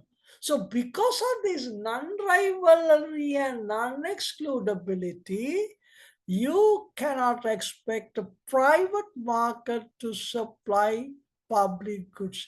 The government will have to take the taxpayers' money to provide public goods. That's why that too is considered as a market failure. So basically what you got to understand here is, right, all the countries will have to find answers to three basic questions, right? What to produce, in what quantities, how to produce, and to whom to produce. To find answers to these, the countries use economic systems, and broadly you divide them into open market, free, liberal system, laissez-faire. The other extreme is the command of the planned economic system. In between you have the mixed economic system. So the free market system, it is determined through the free interaction of demand for and supply of goods, and through the free interaction of demand and supply, the price is determined, and the price will provide signals to the market as to how the resources should be allocated, right? Same way, of course, that is the best way to allocate resources, but there are market failures. Certain firms acquiring monopolistic control, externalities, and the public goods. Okay, now other extreme is the command of the planned economic system. Now, as I've said, before the collapse of the Soviet Union, all these East European countries, Albania, Cuba, these countries had centrally planned system where the dictator or the Politburo appointed by the dictator, or the central planning unit appointed by the dictator, found answers to these questions, disregarding demand and supply conditions, right? And of course, when they decided how to find answers to these, they had the welfare of their citizens at heart. So they gave the priority to maximize welfare, right? Free market system, that is not so. But in realistic, if you look at the real world situation, you will not find a country where you entirely depend on the free market mechanism or entirely the planned economic system. There is certain amount of government involvement in it, but the degree of government involvement varies from country to country. Some countries you have a greater degree of government involvement. Some countries you have lesser degree of government involvement. Right now, take for example, right? Look at the third question: to whom to produce. Now, if you rely on the free market system to find answers to the third question, right? To whom to produce? What will happen? The market will produce goods and services to cater to only the people with higher purchasing power. The needs and wants of the people belong to the lower strata of the society will not be catered to. Am I right? Because the market always look at the profitability, right? Okay, incentive is the profitability, right? So if you try to find answers to the third basic question through the market, it will not fully fulfill the requirements of people belong to the lower strata of the society. So that is where the government involvement is necessary to balance, to get tax the rich and to provide subsidies to the poor. Same way, be it education, be it health. Now we call them merit goods. Right? Health and education, these are merit goods. Why do you call them merit goods? Because if you allow the market to fully supply them, market will not supply them in sufficient numbers. So that is where the government interference is needed. Right? The rule of law, the regulations, the government will have to do that, right? So the government has to play a decisive role economically and socially, right? But that should not act as a kind of a barrier for the markets to function efficiently. Now, for example, like what we experience now, right? If the government is there to bring one regulation after the other, one barricade after the other, and too much of regulation that could kind of act as a spanner in the cogwheel, like a barrier for the free market to function. Well, that is not a good development, right? That is not a good development, right? Right? The government should facilitate. The government should set up create a atmosphere, conducive atmosphere for the market to function efficiently, and at the same time, government can provide welfare facilities those who are in need. Right? Of course, that balancing act has to be there, but at the same time, the government cannot kind of act as a act as a barrier for the markets to function efficiently. So when the government comes up with one regulation after the other, one law after the other, one restriction after the other, of course, that is over-regulation, and that retards the growth, that stifles the economic growth, right? Okay, right. Now let's move from that point. I have discussed this, right? Centrally planned economy, what to produce. Now, of course, now free market system, when you decide how to produce, the combination of factors of production, right? There are, of course, that will depend on the availability of factors of production and the price of factors of production, because the aim of any firm is to maximize the production with the minimum cost. Given the cost to maximize the production, or given the production to produce it with the minimum cost. So the cost minimization will depend on how efficiently they combine the resources. So they always select resources that are abundant and cheaper. The price is lower, right? Okay. So always when you engage in production or offer a service, you got to always look at where you can bring the cost down, cost minimization, and where you can increase the production, because you always, through economic policies theories, you always optimization, right? Resource usage of resources, you optimize, right? Efficiency, maximize. So these are the things you got to aim at, right? Okay, right. To end this up with the introductory part, I finally touch this positive and normative economic analysis. Okay, listen to this, right? Listen to this. Now, what is meant by positive and normative analysis is this, right?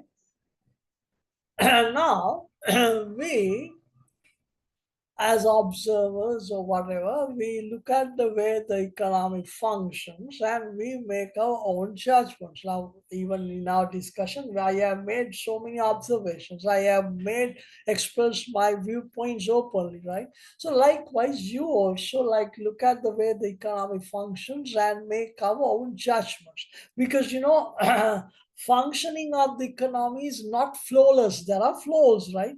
Functioning of the economy is not flawless, right? So based on what we observe, based on our thinking pattern, based on our beliefs, right, we make our own judgments, right? And these judgments, of course, sometimes we say, if this happens, then this is the outcome.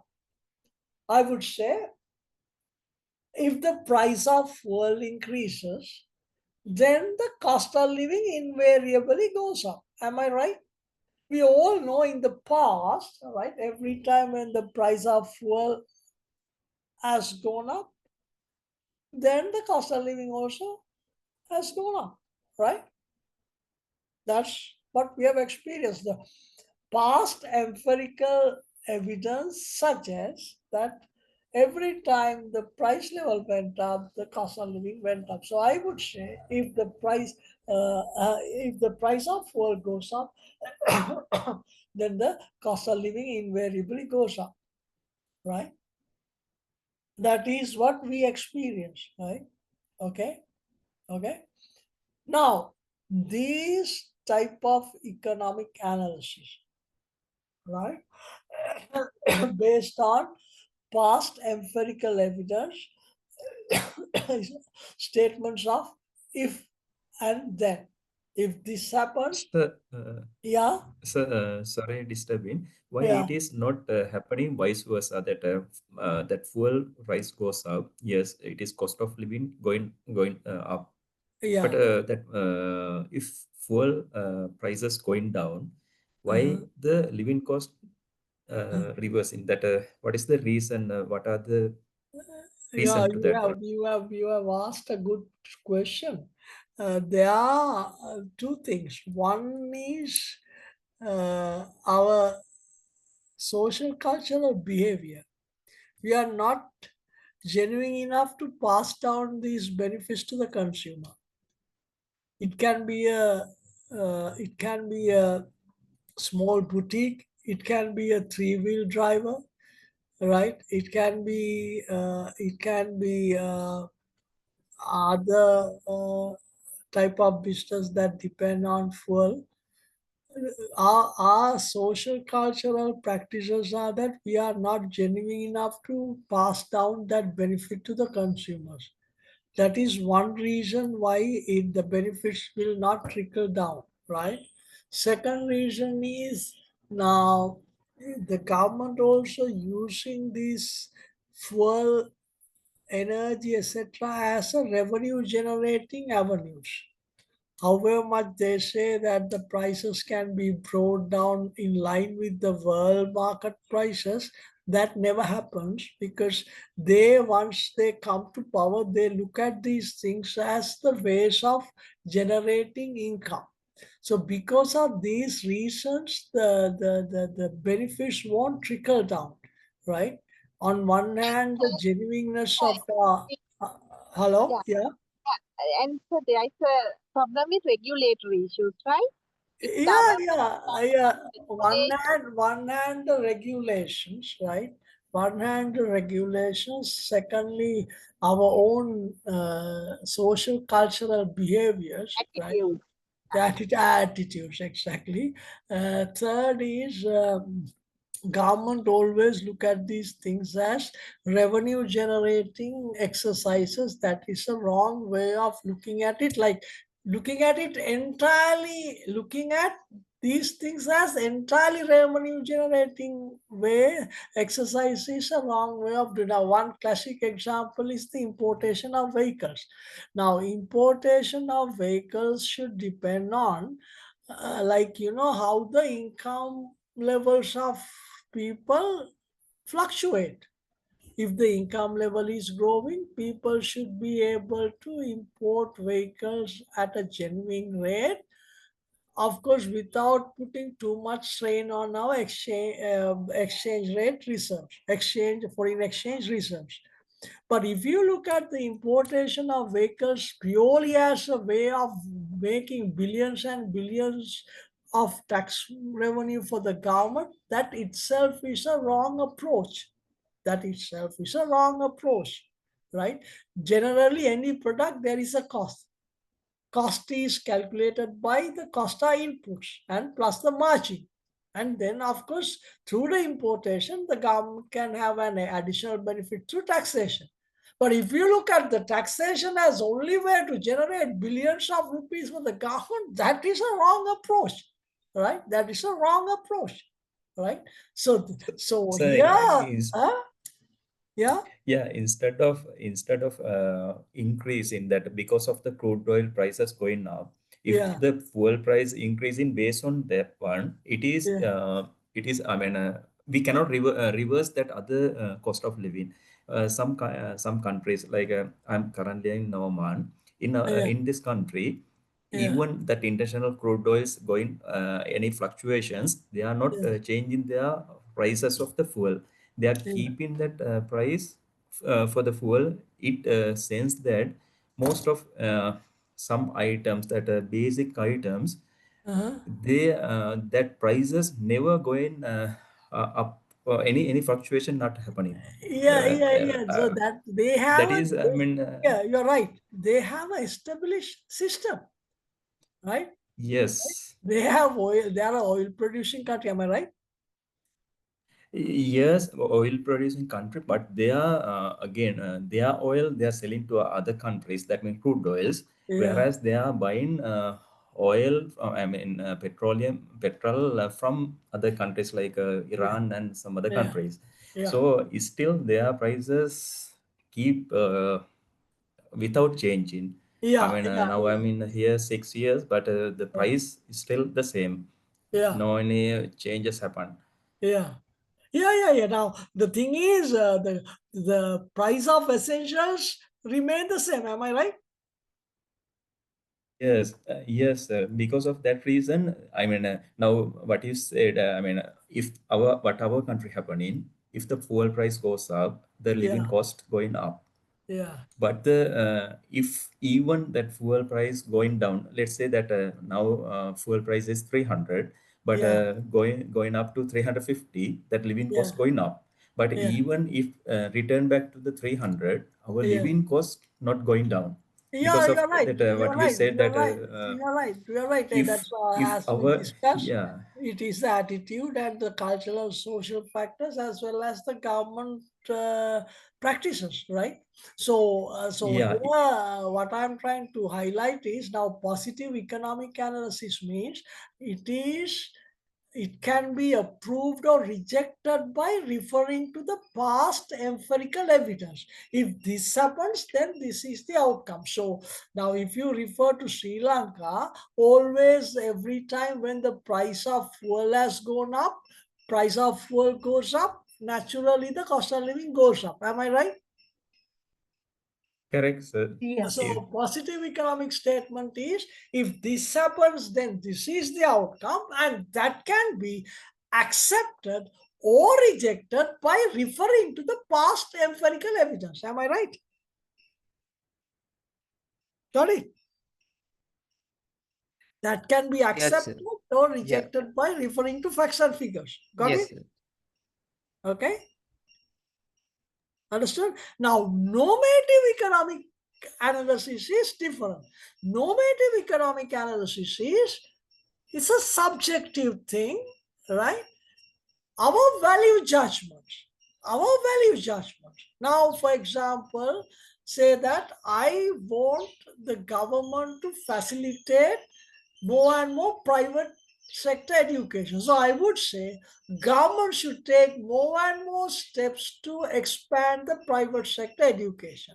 Let's say another person, he would believe, no, it's not the private sector. The government should play a key role in promoting education, not the tertiary education, not the private. So this is subjective. What should be better?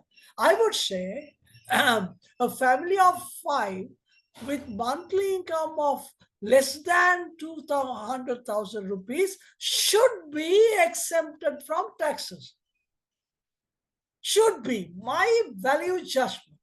Another person may not agree, right?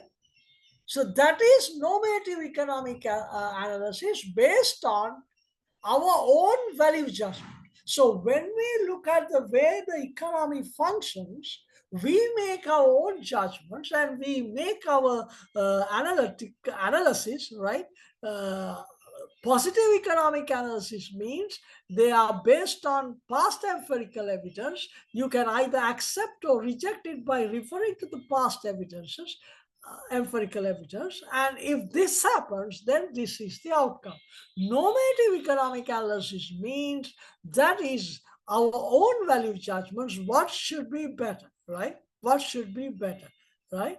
That can, of course, depend on, like that can differ from person to person. What you believe in as right, another person may not agree with it, right? So this is the difference between positive and normative economic analysis. Have you understood? Hello? So, hi. Yeah. Sir, Yeah. this is Adil, sir. So, don't you think the problem that we are facing in Sri Lanka for petrol has two mixed ideologies of positive and normative economics, both? Because while Some prices have been cases, decided by few vendors, are being normative. Because although they don't have any relationship with petrol, they just have increased the price because they have to face their personal expenses that have been increased due to the increase of petrol. yeah, But in a way you're right, because some, of course, certain aspects come under the positive analysis, certain aspects of the same area come under the normative analysis. Even that can be applied to this asvasma, right? Asvasma. yes, Now you can, even the US tax also was one that they were playing, no sir? yeah. That now, as far as we can say, government should not uh, unconditionally provide aswasuma for people who are in need. They should provide aswasuma for limited time period, and after that, the people that receive aswasuma should have should have a plan to increase their income levels and get out from this program. That is normative, understand? That is normative. Got it? Got it? Yes, sir. Yes, Yeah. yes. So as you say, sometimes the same area, certain parts would come under positive analysis because it is based on past empirical evidence. If this happens, then this is the outcome. At the same time, certain aspects can come under normative. Yes. Normative analysis is, it is our own value judgments. One could agree with one thing and the other person may disagree with it, right? They are based on our own value judgments, right? So that is the difference between positive and normative analysis. Now, of course, once you learn this, right? Once you learn this, once I have thrown light into this, learning means now you can get into this and gather more and more information and broaden your horizon. Then of course you start enjoying the subject. But if you just join this merely to just listen and just to pass time, that would not sort of help you to accumulate knowledge that would justify you getting an MBA. Now, I always believe those who follow master level program, right? Passing exam is one thing, but their knowledge after completing the masters should justify them getting a master's level qualification. That's why whenever I teach economics for the master level students, right? Master level students, right? I always try to, much more than passing exam, I do my best to enhance their knowledge, because their knowledge should justify them acquiring a master's level qualification. So enjoy learning, get into the pool and explore. So just now, since I have thrown light into many of these areas, go to the internet, learn about other countries, learn how their economies are being handled, learn success stories, learn failures. Then, of course, you will be thorough. At the end of the program, when you obtain your MSc, your knowledge would be up to a certain level that would justify you getting a master's, and also you can stand amidst any person, any group of knowledgeable persons. Understand? So this is what I always try to do in my MBA level lectures, because I want the students to enhance the knowledge. Passing, of course, is something else, right? So I have mentioned to you about these economic goods and non-economic goods. Non-economic goods are the free goods where no opportunity cost, no resources needed, there is no scarcity, right? No price, limitless supply, right? Economic goods, there is opportunity cost, resources needed, there is scarcity, there is a price.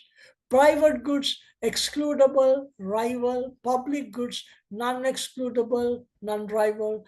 Merit goods, then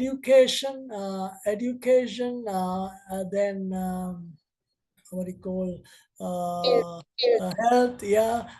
If you leave it to the market, that will be not provided in sufficient numbers. The government intervention is necessary. Demerit goods, the drugs, the alcohol, these are demerit goods. Free rider problem now, like what I have said. Now, if you provide street lighting, if you pay and get it, those who do not pay also can be benefited. So free ride. That's why when there is free ride problem, no one is willing to pay, right? Externalities I have explained, right? So then, of course, we have to move into a very important framework, that is demand and supply analysis. I will not dwell on this much, because now almost 5 o'clock. So, but I will just touch the initial part of that, and I will highlight the importance of this framework. Right now, remember, this is now you take, for example, a business. Now, of course, all of you are largely involved in you're serving business enterprises. Some of you may own them, some of you may serve these at higher positions, right? Now, all of you know, right? Survival and the profitability of any venture would depend on, and would depend on 1 minute, just give me a second. Hello? Oh, but I'm under the hari mama duwata gaya na lecture ko mintu second pala to is right chutta give me a second, right?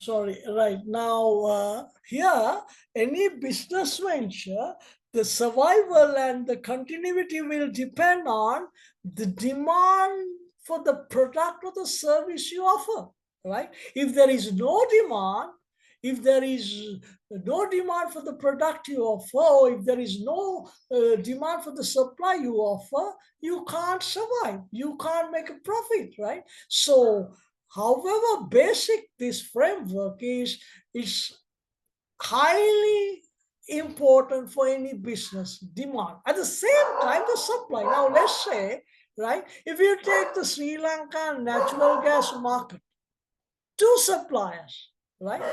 Two suppliers, Laf and Lithium, right? So the ability to supply, these two firms, the ability to supply will determine the entire market behavior, right? Uh, think of vegetable suppliers, numerous, endless suppliers, right? Their supply would be determined by various factors like weather condition, right? Right? Amount of fertilizer used,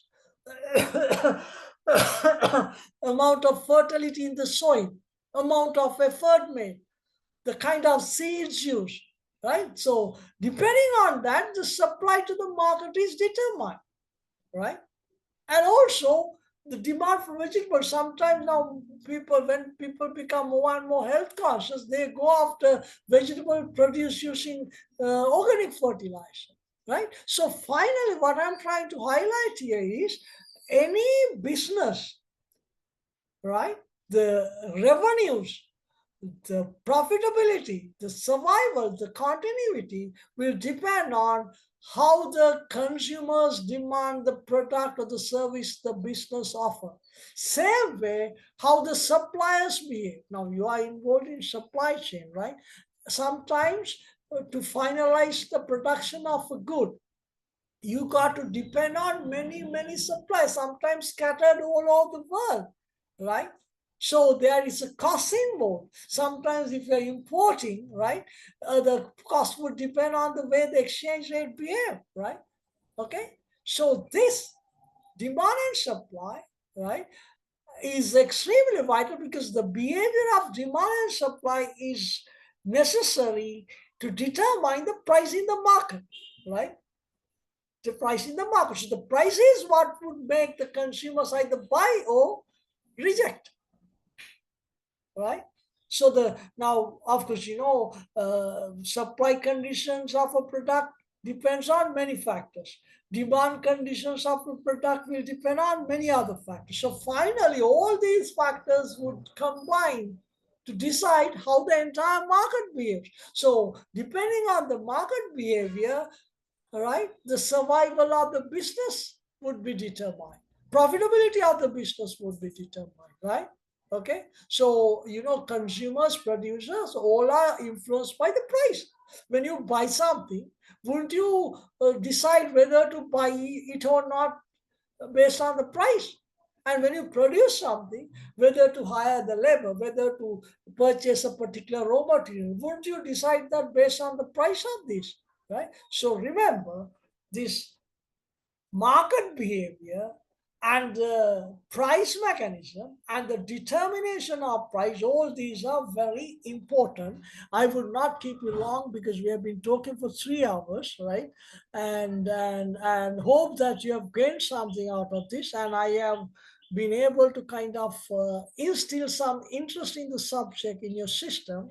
And if you join these lecture series continuously without missing it, I'm sure that at the end of the lecture series, you would have additional interest in this subject. And also, while continuing with this the lecture series, I would try to send you some additional material so that you can read them and enhance your knowledge. Finally, as I said, when you obtain your master's, your knowledge should be sufficient to justify obtaining a master's level qualification. Before I wind up, if you have any questions or opinions to be made, please do that. Then we can wind up the session for the day. Please do if you have any. As informed, please share us the study materials to be really helpful for us. Thank you. Yeah, I will send you additional material. I will open up a folder and sort of collect some important materials and send you, because you can having stronger knowledge in this subject would be extremely useful you extremely useful for you, because this knowledge can be applied at different levels, right? So I would assist you in whatever way possible to support you, to enhance your knowledge on the area, right? So if you don't have any questions or queries or any opinions to be expressed, we can wind up the lecture today and hope that you have gained something out of the lecture, right? Please open your mouth and say if you have anything to say. Yes, sir. It's good session, sir. Thank you. Okay, thank you very much, and I really appreciate almost all of you have remained with me throughout round 33, and I appreciate and hope that you continue to do that until the end of the lecture series. So thank you very much and good luck, and we will meet one day maybe at a function, but throughout the lecture series I will do my best to ensure that you gain the knowledge necessary to justify obtaining a master's, right? Okay, thank you. Thank you very much, sir. Thank you, sir. Thank you, Sir. sir. Okay. Thank you, Thank sir. you. Thank you. Thank Very you. much, Thank sir. you. Good night. Thank you. Thank you. Thank all. you, sir. Thank you, Good sir. night. Thank you.